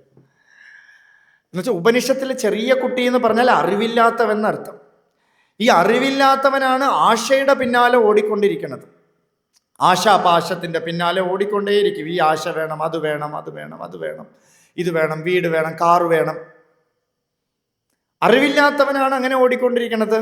അവൻ എന്ത് ചെയ്യണമെന്ന് വെച്ചാൽ മൃത്യോഹോ യന്തി വിതതസ്യ പാശം. അവൻ എവിടെ പോയി വീഴണമെന്ന് വെച്ചാൽ മൃത്യുവിൻ്റെ വലിയൊരു പാശത്തിൽ പോയി വീഴണു. രാഗസ്വരൂപ പാഷാഢ്യ ക്രോധാകാര അങ്കുശോജ്വല. ലളിതാ സഹസ്രനാമത്തിൽ ദേവിയുടെ കയ്യിൽ ഇരിക്കണു രാഗസ്വരൂപ പാഷാഢ്യ. രാഗം, അറ്റാച്ച്മെൻ്റ് ആകുന്ന പാശം ദേവിയുടെ കയ്യിലിരിക്കണു. ഈ പാശം കൊണ്ട് നമ്മൾ എല്ലാവരിലും പോയി അറ്റാച്ച്ഡ് ആവണം. അപ്പോൾ എന്ത് ചെയ്യും? കൂടുതൽ അറ്റാച്ച്ഡ് ആവുമ്പോൾ നമുക്ക് വിഷമം വരില്ല. മക്കളുമായിട്ട് കൂടുതൽ അറ്റാച്ച്ഡ് ആകുമ്പോൾ മക്കൾ എന്തെങ്കിലും പറഞ്ഞാൽ വിഷമം, മക്കളെ കാണാതാവുമ്പോൾ വിഷമം, ധാരാളം കാശ് സമ്പാദിച്ച ഈ കാശിനെ നിലനിർത്താൻ വേണ്ടിയിട്ടൊരു വിഷമം, ഏതെങ്കിലും ലോണ് നമുക്ക് കിട്ടുമ്പോൾ നല്ല സന്തോഷം, ഇതിൻ്റെ അടവിൻ്റെ പേപ്പർ വരുമ്പോൾ വിഷമം, ആരെങ്കിലൊക്കെ കടം തന്നാൽ സന്തോഷം, തിരിച്ച് അയാൾ ചോദിച്ചാൽ ദുഃഖം. ഇപ്പം കടമൊക്കെ വാങ്ങിക്കണവർ, ഈ കൊടുക്കണവരാണ് പിന്നെ കുറ്റക്കാരെ. കടമൊക്കെ ആർക്കെങ്കിലും ചോദിക്കും, വന്ന് വലിയ രീതിയിൽ ചോദിക്കും, കൊടുക്കും. കൊടുത്തു കഴിഞ്ഞാൽ തിരിച്ച് ഈ കടം വാങ്ങിക്കണവൻ എത്ര യാചിച്ചോ അതിൻ്റെ ഇരട്ടിയാണ് ഈ കൊടുത്തവൻ യാചിക്കാൻ പോണത്. തരുവോ എൻ്റെ കാശ്, തരുവോ എൻ്റെ കാശ്, അല്ലേ, ഇത് തന്നാൽ കൊള്ളായിരുന്നു. പിന്നെ പറയും നാളെ വരൂ, വാങ്ങിച്ച ആൾ പറയും നാളെ വരൂ, ചുമ്മാ ഇടയ്ക്കിടയ്ക്ക് ശല്യം ചെയ്യില്ല, തരുമല്ലോ, അല്ലേ. എന്തൊരു വിചിത്രമാണ് നമ്മുടെ ജീവിതം എന്ന് ആലോചിച്ച് നോക്കും, അല്ലേ. ഇതുപോലെ ഇതൊക്കെ നാളത്തെ ദുഃഖമാണ്. ഇന്ന് സുഖമായിട്ട് വരണത് നാളത്തെ ദുഃഖമാണ്. അതുകൊണ്ട് യോഗസൂത്രത്തിലെ ഒരു സൂത്രം പറയണു, സർവം ദുഃഖം വിവേകിനാം, വിവേകികൾക്ക്, യോഗികൾക്ക് സർവവും ദുഃഖമാണ്. ഇവിടെ സുഖം എന്ന് പറഞ്ഞ ഒരു ഫാനിൽ കാറ്റ് വന്നാൽ അത് ദുഃഖമാണ്, നല്ല ചൂട് വന്നാലും ദുഃഖമാണ്, രണ്ടും ദുഃഖമാണ്. ശീതോഷ്ണ സുഖദുഃഖത ആഗമാപായിന അനിത്യാഹ ധീരസ്തത്ര ന മുഹ്യതി എന്ന് ഗീതയിൽ ഭഗവാന്റെ ഉപദേശം. ധീരന്മാര് മോഹിച്ചു പോണില്ല, ആഗ്രഹിക്കണില്ല. എന്തുകൊണ്ടാ? അവന് സുഖവും ദുഃഖവും ഏകം, ഒരുപോലെ, ഒരേ രസം. സുഖത്തെയും ദുഃഖത്തെയും അവൻ കാണണില്ല. സുഖത്തെയും ദുഃഖത്തെയും അനുഭവിക്കുന്നത് ഏതൊരു പൊരുളാണോ ആ പൊരുളിനെ മാത്രം കാണണോ. അങ്ങനെ ഉള്ളവൻ അമൃതത്വത്തിലേക്ക് പോകണമെന്ന് ഉപനിഷത്തെ പറയണോ. അതാ ധീരാ അമൃതത്വം വിദിത്വാം ധ്രുവം അധ്രുവേവിഹ ന പ്രാർത്ഥയന്തേ. അങ്ങനെയുള്ളൊരു ധീരൻ, അങ്ങനെയുള്ളൊരു ബുദ്ധിമാൻ, ധീരൻ എന്ന് പറഞ്ഞാൽ ബുദ്ധിമാൻ എന്നർത്ഥം. അങ്ങനെയുള്ളൊരു ബുദ്ധിമാൻ എന്തിനെ പ്രാർത്ഥിക്കണില്ല? നിത്യത്തിനെയും അനിത്യത്തിനെയും പ്രാർത്ഥിക്കണില്ല, അനിത്യമായ ഒന്നിനെയും പ്രാർത്ഥിക്കണില്ല. നിത്യത്തിനെ അറിഞ്ഞ് അമൃതത്വത്തിലിരുന്ന് അനിത്യമായിട്ടുള്ള ഈ ജഡശരീരമായിട്ടുള്ള വസ്തുക്കള്, മനസ്സ്, ഈ വീട്, ഇന്ദ്രിയങ്ങൾ ഒക്കെ, ഈ കാണപ്പെടുന്ന പ്രകൃതിയെ മുഴുവൻ അവൻ ആഗ്രഹിക്കണില്ല. ആക്ച്വലി ആഗ്രഹിക്കാൻ ഒന്നും ഇല്ല. ഈ കാണപ്പെടുന്ന ഒരു പൊരുളിനെയും നമ്മൾ കൊണ്ടുപോകാൻ പോണില്ല. എത്ര വലിയ വീട് കെട്ടിയ ആളായാലും, എത്ര വലിയ ധനം സമ്പാദിച്ച ആളാണെങ്കിലും ആ പ്രമാണം കൊണ്ട് പോകണുണ്ടോ?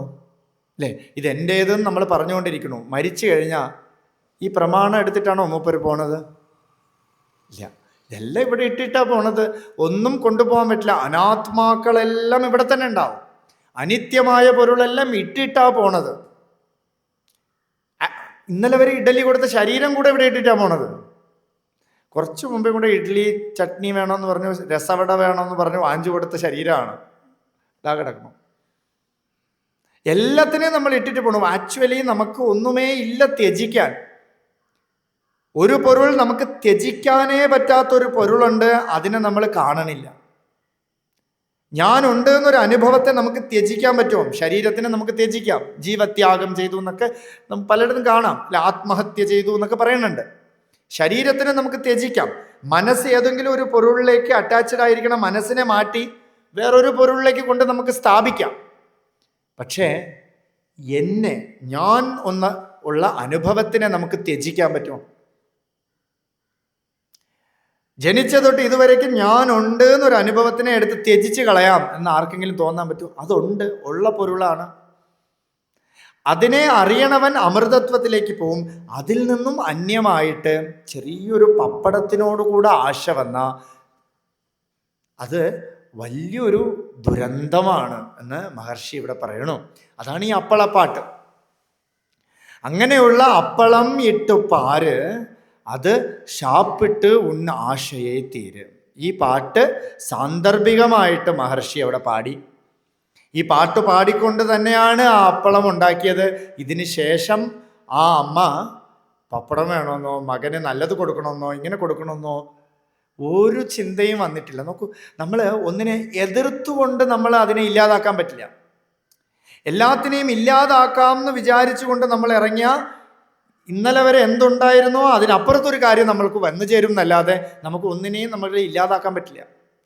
പക്ഷേ ഉള്ള പൊരുളിലേക്ക് നമ്മളെ കോൺസെൻട്രേഷൻ, ശ്രദ്ധ പോയാൽ, ഭഗവാനിലേക്ക് നമ്മുടെ ശ്രദ്ധ പോയാൽ, ഇരിക്കണതായിട്ടുള്ള പൊരുളിലേക്ക് നമ്മുടെ ശ്രദ്ധ പോയാൽ, അനാത്മാക്കളായിട്ടുള്ള വസ്തുക്കളൊക്കെ മാറും. ഒരു 10 പേര് ഇവിടെ കച്ചേരി ഉണ്ടെന്ന് വെച്ചോളാം, 10 പേര് ഇവിടെ പാടണം.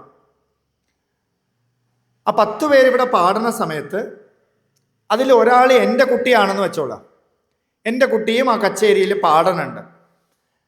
സ്വാഭാവികമായിട്ട് എൻ്റെ ദൃഷ്ടി പൂർണ്ണമായിട്ട് എൻ്റെ കുട്ടി പാടുന്നതിലായിരിക്കും, അല്ലേ?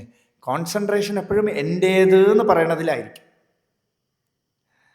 അപ്പൊ എൻ്റെ കുട്ടി പാടുന്നതിൽ തന്നെ നമ്മൾ കോൺസെൻട്രേറ്റ് ചെയ്ത് നോക്കിയാൽ എൻ്റെ കുട്ടിക്ക് വരുന്ന ചെറിയ തെറ്റ്, ചെറിയ ശരി, അല്ലെങ്കിൽ നല്ല രാഗം, ഇതിനൊക്കെ നമ്മൾ കോൺസെൻട്രേറ്റഡ് ആയിട്ട് ശ്രദ്ധിച്ചുകൊണ്ടിരിക്കുമ്പോൾ ബാക്കി 9 കുട്ടികളുടെ ഒന്നും നമ്മൾ കേൾക്കണേ ഇല്ല. നമ്മളൊന്ന് കഷ്ടപ്പെട്ടിട്ട് അവരുടെ പാട്ട് കേൾക്കണ്ടെന്ന് വിചാരിക്കണില്ല. നമ്മൾ ശ്രദ്ധ എൻ്റെ കുട്ടിയിലേക്ക് കേന്ദ്രീകരിച്ചപ്പോഴേ ബാക്കി 9 പോയി.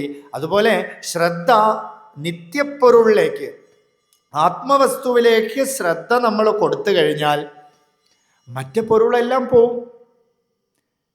ഇതൊരു ഉപാസനാക്രമം. ഈശാവാസ്യം ഇതം സർവം എന്നൊരു ഉപാസനാക്രമം, ഈശാവാസ്യ ഉപനിഷത്ത്. എന്താ ഉപാസന എന്ന് പറഞ്ഞാൽ ഈശ്വരനെ മാത്രം കാണുക എന്നാണ്. ഈശ്വരനെ കൊണ്ട് എല്ലാത്തിനെയും മൂടുക. ഈശാവാസ്യം ഇതം സർവം എന്ന് പറഞ്ഞാൽ ഇവിടെ ഉള്ളത് മുഴുവൻ ഈശ്വരനാൽ മൂടപ്പെട്ടിരിക്കുന്നു.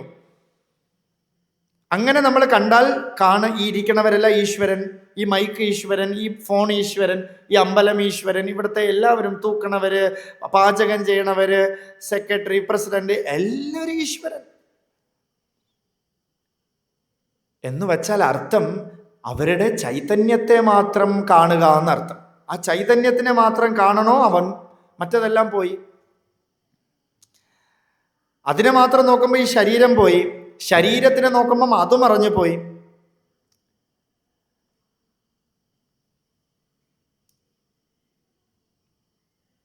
പരத்தை மறைத்தது பார்முதல் பூதம், பரத்தில் மறைந்தது பார்முதൽ ഭൂതം.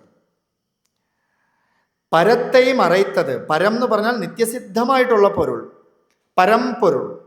ആ പരംപൊരുളിനെ മറച്ചതാരാ? പാർ മുതൽ ഭൂതം, ഈ പഞ്ചഭൂതങ്ങൾ. പാരെന്ന് വെച്ചാൽ ആകാശം എന്നർത്ഥം. ആകാശം മുതലായ ഭൂതങ്ങളാണ്. പഞ്ചഭൂതത്തിൽ നമ്മൾ ഈ മിശ്രിതമായിട്ടുള്ള ഈ ശരീരം കാണുന്നു, അല്ലേ? ഈ പഞ്ചകോശ നിർമ്മിതമാണ് ഈ ശരീരം. ഈ പഞ്ചഭൂത നിർമ്മിതം, ഈ പഞ്ചഭൂതങ്ങളായിട്ടുള്ള മിശ്രിതമായിട്ടുള്ള ഈ ശരീരത്തെ നമ്മൾ കാണുമ്പോഴേ ആത്മാവിനുമായിട്ടുള്ള അറ്റാച്ച്മെന്റ് നമുക്ക് പോകണം, അല്ലെ? ആത്മാവിനോടുള്ള ശ്രദ്ധ നമുക്ക് പോകണം. അപ്പൊ ഈ ശരീരത്തിൽ തന്നെ ശ്രദ്ധ വന്നാൽ ഈ ശരീരത്തിന്റെ ഫലം എന്താ? ശരീരം എന്ന വാക്കിന് ക്ഷീയതേ ഇത് ശരീര എന്ന് വെച്ചാൽ ക്ഷയിച്ചു പോണത് എന്നർത്ഥം, ഒരു നാൾ ഇല്ലാതാവണത് എന്നർത്ഥം. ഒരു നാളേക്ക് ഇല്ലാതാവണ ഈ ശരീരത്തിലേ നമ്മൾ നോക്കിക്കൊണ്ടിരുന്ന നമുക്ക് എന്താ ഫലം? ദുഃഖം. പലപ്പോഴും ഓന്തിനെ പോലെ വേഷം മാറിക്കൊണ്ടിരിക്കുന്ന ഈ മനസ്സിനെ നമ്മൾ ഞാനെന്ന് കരുതിയാലോ ദുഃഖം വരും, അല്ലെ? കുട്ടി നാളേക്ക് കളിപ്പാട്ടം വേണമെന്ന് ചിന്തിച്ചു, കുറച്ച് കഴിഞ്ഞാൽ വേറെന്തോ വലിയ ബൈക്ക് വേണമെന്ന് ചിന്തിച്ചു, പിന്നെ കല്യാണം വേണമെന്ന് ചിന്തിച്ചു, കുട്ടി വേണമെന്ന് ചിന്തിച്ചു, അവസാനം സീരിയൽ വേണമെന്ന് ചിന്തിച്ചു മരിച്ചു പോണു. ഇതൊക്കെ ഒരു നാളേക്കും ഒരിടത്ത് നിശ്ചലമായിട്ട് നിൽക്കാത്ത ഈ മനസ്സിനെയാണ് നമ്മളെന്ന് കരുതിയാലും നമ്മൾ ദുഃഖിക്കും. പക്ഷേ ജനിച്ച തൊട്ട് ഇതുവരയ്ക്കും വിടാതെ ഇരുന്ന ആ പൊരുളിനെ മാത്രം ശ്രദ്ധിച്ചാൽ മറ്റതൊക്കെ മറഞ്ഞു പോകും. സ്വസ്വരൂപ അനുസന്ധാനം ഭക്തിരിത്യ വിധീയത്തെ എന്ന് ഹയർ പ്ലെയിനിൽ ഒരു ഉപദേശം ശങ്കരാചാര്യർ ഉപദേശിച്ചു. ഭക്തി എന്ന് പറഞ്ഞാൽ സ്വസ്വരൂപത്തെ അനുസന്ധാനം ചെയ്യലാണ്, ഞാൻ ആര് എന്നറിയലാണ് ഭക്തി.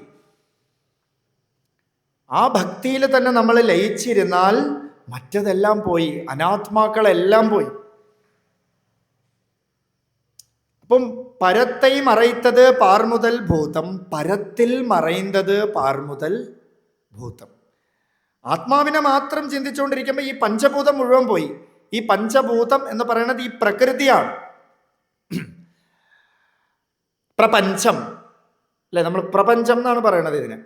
പ്രകർഷേണ അഞ്ചായിട്ട് നിൽക്കണത്. ഇതിൻ്റെ ഒരു സമ്യക് ഒരു പൂർണ്ണഭാവം, ഒരു കൂട്ടായ്മയാണ് പ്രകൃതി എന്ന് പറയുന്നത്, പ്രപഞ്ചം. ഈ പ്രകൃതിയിലെ എല്ലാം ഒന്നിനൊന്നിനെ ആശ്രയമായിട്ട് നിൽക്കുന്നു. നമുക്ക് നോക്കിയാൽ അറിയാം, എല്ലാം ഒന്നിനൊന്നിനെ ആശ്രയിച്ചിരിക്കുന്നു. ശരീരം എന്തിനെയൊക്കെ ആശ്രയിച്ചിരിക്കുന്നു, അല്ലേ? ഈ ജീവജാലങ്ങളെല്ലാം, ഒരു മീന് വെള്ളത്തിനെ ആശ്രയിച്ചിരിക്കുന്നു. ഈ കാണപ്പെടുന്ന പ്രകൃതി, ഒരു വായു അഗ്നിയെ ആശ്രയിച്ചിരിക്കുന്നു, അഗ്നി വായുവിനെ ആശ്രയിച്ചിരിക്കുന്നു. ജലം ഭൂമിയെ ആശ്രയിച്ചിരിക്കുന്നു, ഭൂമി ജലത്തെ ആശ്രയിച്ചിരിക്കുന്നു. സസ്യം ജലത്തെ ആശ്രയിച്ചിരിക്കുന്നു, സൂര്യനെ ആശ്രയിച്ചിരിക്കുന്നു. എല്ലാത്തിനും ഒരു ആശ്രയമുണ്ട്. എല്ലാത്തിനും അനാത്മവസ്തുവിന് നിൽക്കണമെങ്കിൽ ഒരു ആശ്രയമില്ലാതെ പറ്റില്ല. പക്ഷെ ആത്മാവിന് ആരെങ്കിലും ആശ്രയം വേണോ? മറ്റു പൊരുളിനൊക്കെ, ഇപ്പൊ സൂര്യനെ നമുക്ക് കാണണമെങ്കിൽ കണ്ണു വേണം നമുക്ക്, അല്ലേ? സൂര്യനെ കാണണമെങ്കിൽ കണ്ണു വേണം. ചന്ദ്രനെ കാണണമെങ്കിൽ കണ്ണു വേണം. ഈ പ്രപഞ്ചം മുഴുവൻ കാണണമെങ്കിൽ കണ്ണു വേണം, അല്ലേ? വേണ്ടേ? എനിക്കൊക്കെ വേണം, നിങ്ങൾക്കൊക്കെ വേണ്ടേ? എല്ലാം കാണണമെങ്കിൽ കണ്ണു വേണം. പക്ഷെ സൂര്യൻ പ്രകാശിക്കണു, കാണണു. അതേ സൂര്യൻ അവിടെ പ്രകാശിച്ച് നിൽക്കുമ്പോൾ തന്നെ ഒരു ഇരുട്ട് റൂമിനകത്ത് നമ്മൾ കയറിപ്പോയാൽ സൂര്യനെ കാണാൻ പറ്റുമോ? അല്ലേ? മൊത്തം ഇരുട്ടാക്കി, ഒന്നുമേ കണ്ടുകൂടാ. അങ്ങനെ ഇരിക്കുന്ന സമയത്ത് എന്നെ കാണാൻ എനിക്ക് ഏതെങ്കിലും സൂര്യൻ്റെ ആശ്രയം വേണോ? ഞാനുണ്ട് എന്നറിയാൻ ഏതെങ്കിലും ഒരു സൂര്യൻ വേണോ എനിക്ക്? ഏതെങ്കിലും ഒരു ശരീരം വേണോ നമുക്ക്?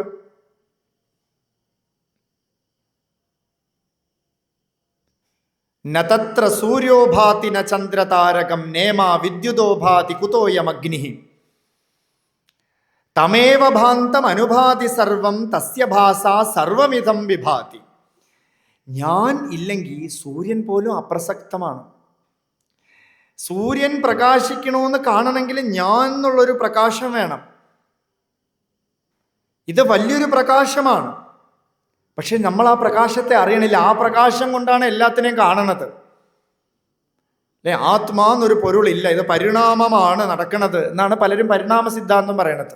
രാമകൃഷ്ണദേവൻ ഇതിനൊരു കഥ പറയണമെന്ന് വെച്ചാൽ, നാക്ക് കൊണ്ട് നാക്കില്ല എന്നൊരാൾ വാദിക്കുകയാണ്. നാക്ക് കൊണ്ടാണ് ഈ ശബ്ദമൊക്കെ വരണതും പറയണതും ഒക്കെ. എന്നിട്ട് അയാളുടെ പ്രഥമ വാദം എന്താന്ന് വെച്ചാൽ, ഡിബേറ്റിൽ അയാൾക്ക് ഒരു ചർച്ച കൊടുത്തിരിക്കുന്നത് എന്താന്ന് വെച്ചാൽ, നാക്കില്ല എന്നാണ് അയാൾ വാദിക്കുന്നത്. ഏതൊക്കെയോ എവിടെ നിന്നൊക്കെയോ പിടിച്ചിട്ട് നാക്കില്ല എന്ന് വാദിക്കണം. വാസ്തവത്തിൽ നാക്കുള്ളത് കൊണ്ടാണ് സംസാരിക്കുന്നത്.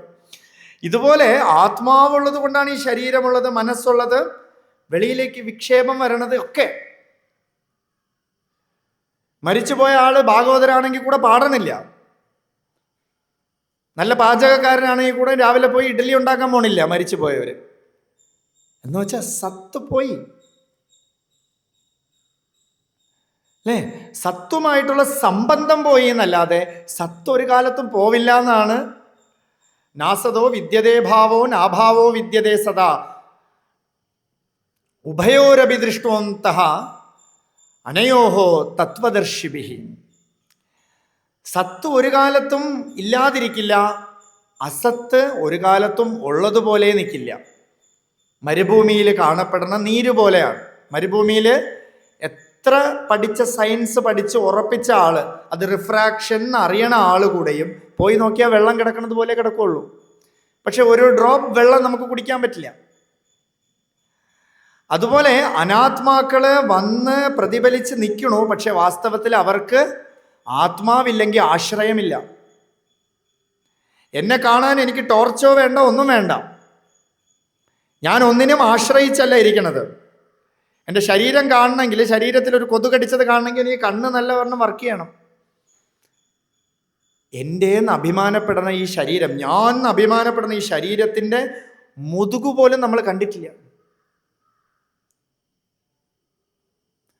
അല്ലെ? മുതുകിനെ കാണണമെങ്കിൽ എന്തൊക്കെയാ കഷ്ടപ്പാട്. ഇവിടെ ഒരു കണ്ണാടി വെക്കണം, ഇവിടെ ഒരു കണ്ണാടി വെച്ചിട്ട് ഇങ്ങനെയൊക്കെ തിരിച്ച് നോക്കേണ്ടി വരും. എൻ്റെ എന്നാണ്, ഞാനാണത്. കണ്ടിട്ടില്ല മുതുക് എങ്ങനെ ഇരിക്കണമെന്ന്. അപ്പൊ എൻ്റെ ശരീരം എന്ന് പറയണത് പോലെയാണ് വെളിയിൽ ഒരു മരം നിൽക്കണതെന്ന് പറയണം. വെളിയിലൊരു മരം നിൽക്കണു. ആ മരം എൻ്റെ വീട്ടിൽ എൻ്റെ മരമാണെങ്കിൽ ഞാൻ പോയി ആ മരത്തിനെ നല്ലവണ്ണം നോക്കി അവിടെ എവിടെയൊക്കെ പാടുണ്ട്, എവിടെയൊക്കെ കൊമ്പുണ്ട് എന്നൊക്കെ എനിക്ക് നല്ലവണ്ണം അറിയായിരിക്കും. പക്ഷെ തൊട്ടടുത്ത വീട്ടുകാരനോ ഒരു അപ്പുറത്തെ വീട്ടുകാരനോ ആ മരം കണ്ടാൽ അറിയാൻ പറ്റില്ല. ഇതുപോലെ എൻ്റെ ശരീരത്തിന് എന്തൊക്കെ മാർക്കുണ്ടോ ഇതൊക്കെ ഉണ്ടോ എന്ന് എനിക്കറിയാം. പക്ഷേ എൻ്റെ കിഡ്നി കുടയും പിടിച്ച് ഇതുവഴി നടന്നു പോയാൽ എനിക്കറിയോ? അറിയില്ല. എനിക്ക് എൻ്റെ കിഡ്നി കണ്ടിട്ടില്ല, ഹാർട്ട് കണ്ടിട്ടില്ല. എൻ്റെ മരത്തിന് എനിക്ക് അറിയുമോയെന്ന് ചോദിച്ചാൽ എനിക്കറിയില്ല. മരത്തിൻ്റെ ഉള്ളിൽ എന്ത് നടക്കണമെന്ന് ചോദിച്ചാൽ എനിക്കറിയില്ല. അറിയോ? എൻ്റെ വീട്ടിലെ തെങ്ങിൻ്റെ ഉള്ളിൽ നടക്കണത് എന്താണെന്ന് എനിക്കറിയാം പറ്റില്ല. അതറിയണമെങ്കിൽ അതിൽ നിന്ന് എന്തെങ്കിലും സ്രാവം എടുത്തിട്ടോ എന്തെങ്കിലും ഒരു സ്കോപ്പ് വെച്ചിട്ട് നോക്കണം. ഒരു സ്കോപ്പും ഇല്ലാത്ത മൈക്രോസ്കോപ്പോ എന്തെങ്കിലും വെച്ച് നോക്കണം. അതുപോലെ എൻ്റെ ശരീരത്തിനുള്ളിൽ എന്തെങ്കിലും നടക്കണമെങ്കിൽ എന്തെങ്കിലും ഒരു സ്കോപ്പ് വെച്ച് നോക്കാതെ പറ്റില്ല അല്ലേ? എൻഡോസ്കോപ്പി എന്നൊക്കെ പറഞ്ഞ് വയറ്റിൻ്റെ ഉള്ളിൽ എന്തുകൊണ്ട് എൻ്റെ ശരീരമാണ്, ഞാനാണ്, അതറിയാൻ എനിക്ക് നിവൃത്തിയേ ഇല്ല.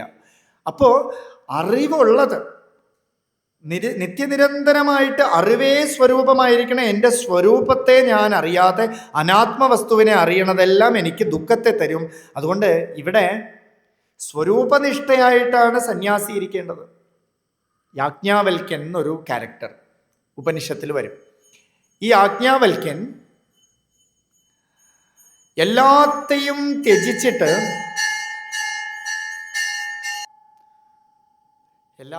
ത്യജിച്ച് യാജ്ഞാവൽക്യൻ വീട് വിട്ട് പോകാൻ നേരത്ത് മൈത്രേയി യാജ്ഞാവൽക്യൻ്റെ ഭാര്യ ചോദിക്കും, എന്തിനാ ഇതൊക്കെ ത്യജിക്കണത്? എന്തിനാ ഇതിനൊക്കെ വിട്ടിട്ട് പോണത്? എവിടേക്കാ വിട്ടിട്ട് ഓടണത് എന്ന് ചോദിച്ചു. അപ്പോൾ യാജ്ഞാവൽക്യൻ പറഞ്ഞു, ഇത് ഞാൻ ഇപ്പോൾ വിട്ടില്ലെങ്കിൽ ഇതൊരു നാളേക്ക് എന്നെ വിടും. ഈ കാണപ്പെടുന്ന വീടോ ഗ്രഹങ്ങളോ സ്വജനങ്ങളോ ഒക്കെ ഞാൻ ഇപ്പോഴേ വിട്ടില്ലെങ്കിൽ ഇതൊരു നാളേക്ക് എന്നെ വിടുമ്പോൾ എനിക്ക് എന്തു പറ്റും? വലിയ ദുഃഖം വരും. അതുകൊണ്ട് സ്വയമേവ ഞാൻ ഇതിനെ വിടാം എന്ന് പറഞ്ഞപ്പോൾ അങ്ങക്ക് വേണ്ടാത്ത ഒന്നും എനിക്കും വേണ്ട എന്ന് പറഞ്ഞ് മൈത്രേയിക്ക് ജ്ഞാനോപദേശം ചെയ്ത് രണ്ടുപേരും സർവസംഘ പരിത്യാഗിയായി. ഇങ്ങനൊരു കഥ ഉപനിഷത്തിൽ വരണം. അപ്പോൾ എന്താ മനസ്സിലാക്കേണ്ടതെന്ന് വെച്ചാൽ നമ്മളിപ്പോൾ എൻ്റേതെന്ന് പിടിച്ചു വെക്കണു, അതിനെപ്പറ്റി ആശ നടത്തണു. ഈ ആശയെ ഒരു താപം, ഈ ആശ ഒരു താപം. ഇത് കിട്ടിയാലോ അത് വലിയൊരു താപം, വലിയൊരു ദോഷം. അപ്പോൾ ഈ ദോഷത്തെ നമുക്ക് എങ്ങനെ ഇല്ലാതാക്കാം? ഈ ദോഷത്തെ നമുക്ക് എങ്ങനെ ഇല്ലാതാക്കാം എന്ന് പറഞ്ഞാൽ ആശ വയ്ക്കാതിരിക്കുക, പ്രതീക്ഷ വയ്ക്കാതിരിക്കുക. ഈ പ്രതീക്ഷയാണ് നമുക്ക് ദുഃഖം തരണത്. ഇതെല്ലാം നാളെ ഒരു നാളേക്ക് നമ്മളെ വിട്ടിട്ട് പോണതാണെന്ന് ഇപ്പോഴേ അറിഞ്ഞുകൊള്ളുക. അങ്ങനെ നിന്നാൽ നമുക്ക് ദുഃഖിക്കാൻ പറ്റില്ല. ഉള്ള പൊരുളിനെ നമ്മൾ തേടും. ഉള്ള പൊരുൾ, നിത്യനിരന്തരമായിട്ടുള്ള പൊരുൾ, നല്ല ഉറക്കം, അതിലെന്തെങ്കിലും ഉണ്ടോ? സുഖമായിട്ട് ഉറങ്ങണമെന്ന് പറയണം നമ്മൾ. ഒരു സ്വപ്നം ഇല്ലാത്ത ഉറക്കം. അതിൽ വാസ്തവത്തിൽ എന്തെങ്കിലും നമ്മൾ രുചിച്ചുവോ, എന്തെങ്കിലും മണത്തുവോ, എന്തെങ്കിലും കണ്ടുവോ, എന്തെങ്കിലും സമ്പാദിച്ചോ? ഒന്നും ചെയ്തില്ല അല്ലേ? പക്ഷെ ഒരു 6 മണിക്ക് എണീക്കേണ്ട നിങ്ങളെ 5 മണിക്ക് ഒരാൾ വിളിച്ചുണർത്തിയെന്ന് വെച്ചോളാം. ഒന്നുമില്ലല്ലോ, എന്നാൽ വെളിയിൽ പോയി എന്തെങ്കിലും ചെയ്യാൻ തോന്നുമോ? കുറച്ച് നേരം കൂടെ ഉറങ്ങാൻ തോന്നും അല്ലേ? എന്താ ഒന്നുമില്ലാത്തടുത്ത് വീണ്ടും പോണത് നമ്മൾ? ഒന്നുമേ ഇല്ല, ഒന്നും രുചിച്ചില്ല, ഒന്നും മണത്തില്ല, ഒന്നും രസിച്ചില്ല, ഒന്നും സ്പർശിച്ചില്ല, ഒരു ആശയം വന്നില്ല, ഒരു പ്രതീക്ഷയും വന്നില്ല. സുഖമായിട്ട് ഉറങ്ങണം എന്ന് വീണ്ടും ചോദിക്കണത് എന്താന്ന് വെച്ചാൽ അവിടെ സുഖം എൻ്റെ സ്വരൂപമാണ്. അവിടെ ഒന്നും അറിഞ്ഞില്ല എനിക്ക് സുഖത്തിന്. ഉണർന്നിരുന്നപ്പോൾ നമ്മൾ എന്തൊക്കെയോ അറിയണോ, അതുകൊണ്ട് നമുക്ക് സുഖക്കുറവുണ്ട്, ഭയം വരണു. എണീറ്റിരിക്കുമ്പോൾ ഭയം വരണു, അല്ലെങ്കിൽ സുഖക്കുറവ് വരണു, എപ്പോൾ സത്സംഗം തീരുമെന്ന് വിചാരിക്കണു. ഉറങ്ങിക്കിടന്നപ്പോൾ ഇതൊന്നും ഇല്ല നമുക്ക്. ഇനി അങ്ങനെ ഇരുന്ന് സ്വപ്നത്തിലായി കഴിഞ്ഞാൽ സ്വപ്നത്തിലും സുഖദുഃഖങ്ങളൊക്കെ ഉണ്ട് അല്ലേ? നല്ല അവാർഡ് കിട്ടണത്, ഇപ്പം മിലിറ്ററി ചേട്ടൻ ഉണ്ടല്ലോ, നല്ലൊരു വീര ജവാന്റെ അവാർഡ് കിട്ടുന്നതായിട്ടൊക്കെ സ്വപ്നം കാണും. പെട്ടെന്ന് വീട്ടിൽ ചേച്ചി ഗ്ലാസ് എടുക്കുമ്പോൾ തറയിൽ വീണെന്ന് വെച്ചോളാം. അവാർഡ് വാങ്ങണതിന് തൊട്ട് മുമ്പ് എന്ത് വിഷമം വരും അല്ലേ? അവാർഡ് കിട്ടിയിട്ട് ഒന്ന് എണീറ്റാൽ മതിയായിരുന്നു തോന്നും. ഇല്ലെങ്കിൽ വീണ്ടും നമ്മളൊന്ന് കണ്ണൊക്കെ പൂട്ടിയിട്ട് തിരിച്ച് ബാക്കി കാണാൻ നോക്കും, ഒന്നും കാണാൻ പറ്റില്ല അല്ലേ? അപ്പം സ്വപ്നത്തിലും സുഖം ദുഃഖമുണ്ട്. ചിലപ്പോൾ ദുഃഖപ്പെട്ട് ഏതെങ്കിലും പാമ്പ് കടിക്കുന്നത് പോലെയൊക്കെ നമ്മൾ സ്വപ്നം കാണും. പെട്ടെന്ന് ഉണരുമ്പോൾ ഒരു പാമ്പും കടിച്ചിട്ടില്ല എന്ന് നമ്മൾ വിചാരിക്കുമ്പോൾ ഒരു സുഖം, അല്ലേ? രണ്ടും, നല്ല സ്വപ്നത്തിൽ നിന്ന് വരുമ്പോൾ ദുഃഖവും ചീത്ത സ്വപ്നത്തിൽ നിന്ന് വരുമ്പോൾ സുഖവും, ഇങ്ങനെ നമുക്ക് അനുഭവമുണ്ട്. അപ്പോഴും മനസ്സ് പ്രവർത്തിക്കണു. അതുകൊണ്ടാണ് ദുഃഖവും സുഖവും അവിടെ കാണാൻ പറ്റണത്, അല്ലേ? ഇനി ഡീപ്പ് സ്ലീപ്പിൽ നമ്മൾ പോകുമ്പോൾ മനസ്സ് പ്രവർത്തിക്കണേ ഇല്ല. മനസ്സവിടെ ഇല്ല.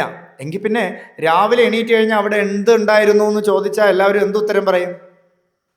നല്ല ഉറക്കത്തിൽ രാവിലെ എണീറ്റുടൻ ചോദിക്കും, എന്തുണ്ടായിരുന്നു ഇപ്പം പോയെടുത്തതെന്ന് ചോദിച്ചാൽ ഒന്നുമില്ലായിരുന്നു എന്ന് പറയും, അല്ലേ? ശൂന്യമായിരുന്നു, ഒന്നും കണ്ടില്ല, ഒന്നും കേട്ടില്ല, ഒന്നും രുചിച്ചില്ല, ഒന്നും മണത്തില്ല. പക്ഷേ അവിടെ നമ്മൾ പോകാൻ ആഗ്രഹിക്കണുണ്ട്. എന്തുകൊണ്ടാ? സുഖമുണ്ട്, അല്ലേ? ഉറക്കുമ്പോഴൊരു സുഖമില്ലേ? എല്ലാത്തിനും ടെൻഷൻ അടിച്ചിരുന്നിട്ട് നല്ല ഉറക്കം കിട്ടിയാൽ സുഖമായി, നല്ലൊരു റിഫ്രഷ്മെൻ്റായി, നല്ലൊരു ബൂസ്റ്റായി. അപ്പോൾ ഒന്നുമില്ല, അതിനെ അറിയാൻ തക്കതായിട്ടൊരു മനസ്സുമില്ല, സുഖം അവിടെ ഉണ്ടായിരുന്നു. അപ്പോൾ സുഖത്തിന് പ്രതിബന്ധം മനസ്സാണ്. മനസ്സിൻ്റെ വിക്ഷേപമാണ് ആഗ്രഹം. ഈ ആഗ്രഹം നമ്മളെ ആത്മാവിൽ നിന്നും ദൂരെ കൊണ്ടുവച്ചിരിക്കുന്നു. തത് ദൂരേ. ഈ മനസ്സിനെ അങ്ങോട്ട് തിരിച്ചാൽ തത് അന്തികേ. നമ്മൾ അകത്ത് തൊട്ടടുത്തിരിക്കണു ആ സുഖം. ഏറ്റവും തൊട്ടടുത്ത ആ സുഖം വെച്ചിട്ടാണ് സ്വഗ്രഹേ പായസം തെക്വ. സ്വന്തം വീട്ടിൽ പായസം വെച്ചിട്ടാണ് വെളിയിൽ പോയി നമ്മൾ ഭിക്ഷ എടുത്തിട്ടിരിക്കണത്. വെളിയിൽ പോയി എന്തെങ്കിലും തരൂ, മാനേജ്മെന്റ് കോഴ്സ്, മാനേജർ ഒക്കെ തെണ്ടിക്കൊണ്ട് നടക്കുകയാണ് വെളിയിൽ. ഗൂഗിൾ പേ എല്ലാവർക്കും പേ പിടിച്ചിരിക്കുകയാണ്. ഇപ്പോൾ വെളിയിൽ ഇറങ്ങിയ പേയാണ്. പേ തട്ടി നടക്കാൻ വയ്യ. അവിടെ ഗൂഗിൾ പേ, മുറുക്കാൻ കടയിൽ പോയാൽ കൂടെ പേ. എല്ലാവർക്കും ഒരു പേ പിടിച്ചിരിക്കുകയാണ്. ഫോണിൽ പേയും കൊണ്ട് നടക്കുകയാണ്. അപ്പോൾ ഇത് ഒരു ആഗ്രഹമാണ്. ഈ ആഗ്രഹം കൊണ്ട് നമുക്ക് വാസ്തവത്തിലെ സുഖമുണ്ടാവില്ല. വാസ്തവത്തിലെ സുഖം ആത്മ അനുഭൂതിയിലാണ്. അതുകൊണ്ട് ആ അനുഭൂതിയെ പ്രകാശിപ്പിക്കാൻ തക്കതായിട്ടുള്ള സാധനാ പദ്ധതിയാണ് സാന്ദർഭികമായിട്ട് ഈ അപ്പളപ്പാട്ട്. ഈ അപ്പളപ്പാട്ടിൻ്റെ ഒരു ഇൻട്രൊഡക്ഷനാണ് ഞാൻ തന്നത്. നാളേക്ക് നമുക്ക് അപ്പളപ്പാട്ടിലേക്ക് ഒരു സാധകൻ എങ്ങനെ ഇരിക്കണം, എന്തായിരിക്കണം അവൻ്റെ ആഗ്രഹം, ആഗ്രഹത്തെ എങ്ങനെ ഇല്ലാതാക്കാം എന്നുള്ളതിൻ്റെ ഒരു ടീച്ചിങ് മഹർഷി തരണ ഒരു വലിയൊരു ഗ്രന്ഥം, ഒരു ഒരു ഒരു ഒരു ശ്ലോകം തന്നെ നമുക്ക് പറയാം. നിത്യപാരായണത്തിൽ വയ്ക്കാം നമുക്കിത്. ഏതോ അപ്പളെന്ന് പറഞ്ഞപ്പോൾ ഒരു ചിരി വരണല്ലേ, എന്താ ഇതിലുള്ളതെന്ന് കേൾക്കാൻ വേണ്ടി വന്നിട്ടില്ലേ നമ്മൾ? അപ്പോൾ ഇതിനെ കേട്ടുകൊള്ളുക നമ്മൾ. ഇത് കേട്ടാൽ ആശ എന്നുള്ളൊരു പാശം പോയി അമൃതത്വം എന്നൊരു അനുഭൂതി സന്തതം ചലിപ്പറ സന്തോഷമായിടവേ എന്ന് മഹർഷി ഇതിൽ ഉപദേശം തന്നെ തരണുണ്ട്.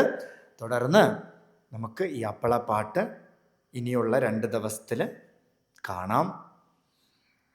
ആശ്രമം എന്ന് പറഞ്ഞാൽ തന്നെ നമുക്ക് ഈ സത്സംഗങ്ങളൊക്കെ നടക്കുക. എന്തോ ആയിക്കോട്ടെ, പറയാനുള്ളത് ഈ ഒരു പൊരുളേ ഉള്ളൂ. ബാലകൃഷ്ണൻ നായർ സാറിൻ്റെ ഒരു രസകരമായിട്ടൊരു കാര്യം പറയും. ബാലകൃഷ്ണൻ നായർ സാറ് പ്രഭാഷണത്തിന് പോവും. ഏതെങ്കിലും ഒരു വിഷയം ആരെങ്കിലും കൊടുക്കും, രാമായണമോ ഭാഗവതമോ ഒക്കെ കൊടുക്കും. അപ്പോൾ ബാലകൃഷ്ണൻ നായർ സാറ് എന്തെടുത്താലും പറയണത് വേദാന്താണ്. അതിലൂടെ വേദാന്ത തത്വത്തെയാണ് കൊടുത്തുകൊണ്ടിരിക്കുന്നത്. അപ്പോൾ രാമായണത്തിൻ്റെ എടുത്തിട്ട് ഇങ്ങനെ വേദാന്ത തത്വം ഇങ്ങനെ പറഞ്ഞു കൊടുത്തുകൊണ്ടേ ഇരുന്നപ്പോൾ ബാലകൃഷ്ണൻ നായർ സാറിൻ്റെ അടുത്ത് ഒരാൾ ചോദിച്ചു, അല്ല സാർ, ഇതിൽ ഇങ്ങനെയൊക്കെ പറയണുണ്ടല്ലോ രാമായണം എന്ന് പറഞ്ഞു. എടുത്തുകൊണ്ടിരിക്കുന്ന വിഷയം രാമായണമാണ്. അദ്ദേഹം ചോദിച്ചത് രാമായണത്തിൽ ഇങ്ങനെ ഉണ്ടല്ലോ എന്ന് പറഞ്ഞപ്പോൾ ബാലകൃഷ്ണൻ നായർ സാർ പറഞ്ഞു, രാമായണം മണ്ണാങ്കട്ട, ഞാൻ പറയണ കേട്ടാൽ മതി. എന്നുവെച്ചാൽ രാമായണം എവിടെയോ ഒരു രാമൻ ജീവിച്ചിരുന്നു, രാമൻ എന്തോ വ്യവഹരിച്ചു എന്നറിഞ്ഞാൽ നമുക്കെന്താ ഫലം? പക്ഷെ വേദാന്ത ശാസ്ത്രം നമ്മളെ പൂർണ്ണമതഃ പൂർണ്ണമിതം പൂർണ്ണാത് പൂർണ്ണമുദച്യത്തെ പൂർണ്ണസ്യ പൂർണ്ണമാതായ പൂർണ്ണം ഏവ അവശിഷ്യത്തെ, നമ്മളെ പൂർണ്ണമാക്കി മാറ്റണം. നിത്യനിരന്തരമായിട്ടുള്ള പൊരുളുമായിട്ട് നമുക്ക് സമ്പർക്കം ചെയ്ത് നമ്മളെ ആ ദീപമാക്കി മാറ്റണു വേദാന്തം. അതുകൊണ്ട് ഇത് കേട്ടത് തന്നെയാണെന്ന് നമുക്ക് പലർക്കും തോന്നും. എന്നാൽ കൂടെയും കേട്ട് കേട്ട് കേട്ട് ശ്രവണാഭി ബഹുബിര്യോനലബ്ധി, ഇത് കേട്ട് കേട്ട് കേട്ട് നമ്മുടെ ഉള്ളിൽ നിത്യനിരന്തരമായിട്ടുള്ള അനുഭൂതി രസത്തെ നമ്മൾ അറിയുക. തുടർന്ന് നമുക്ക് നാളെ കാണാം.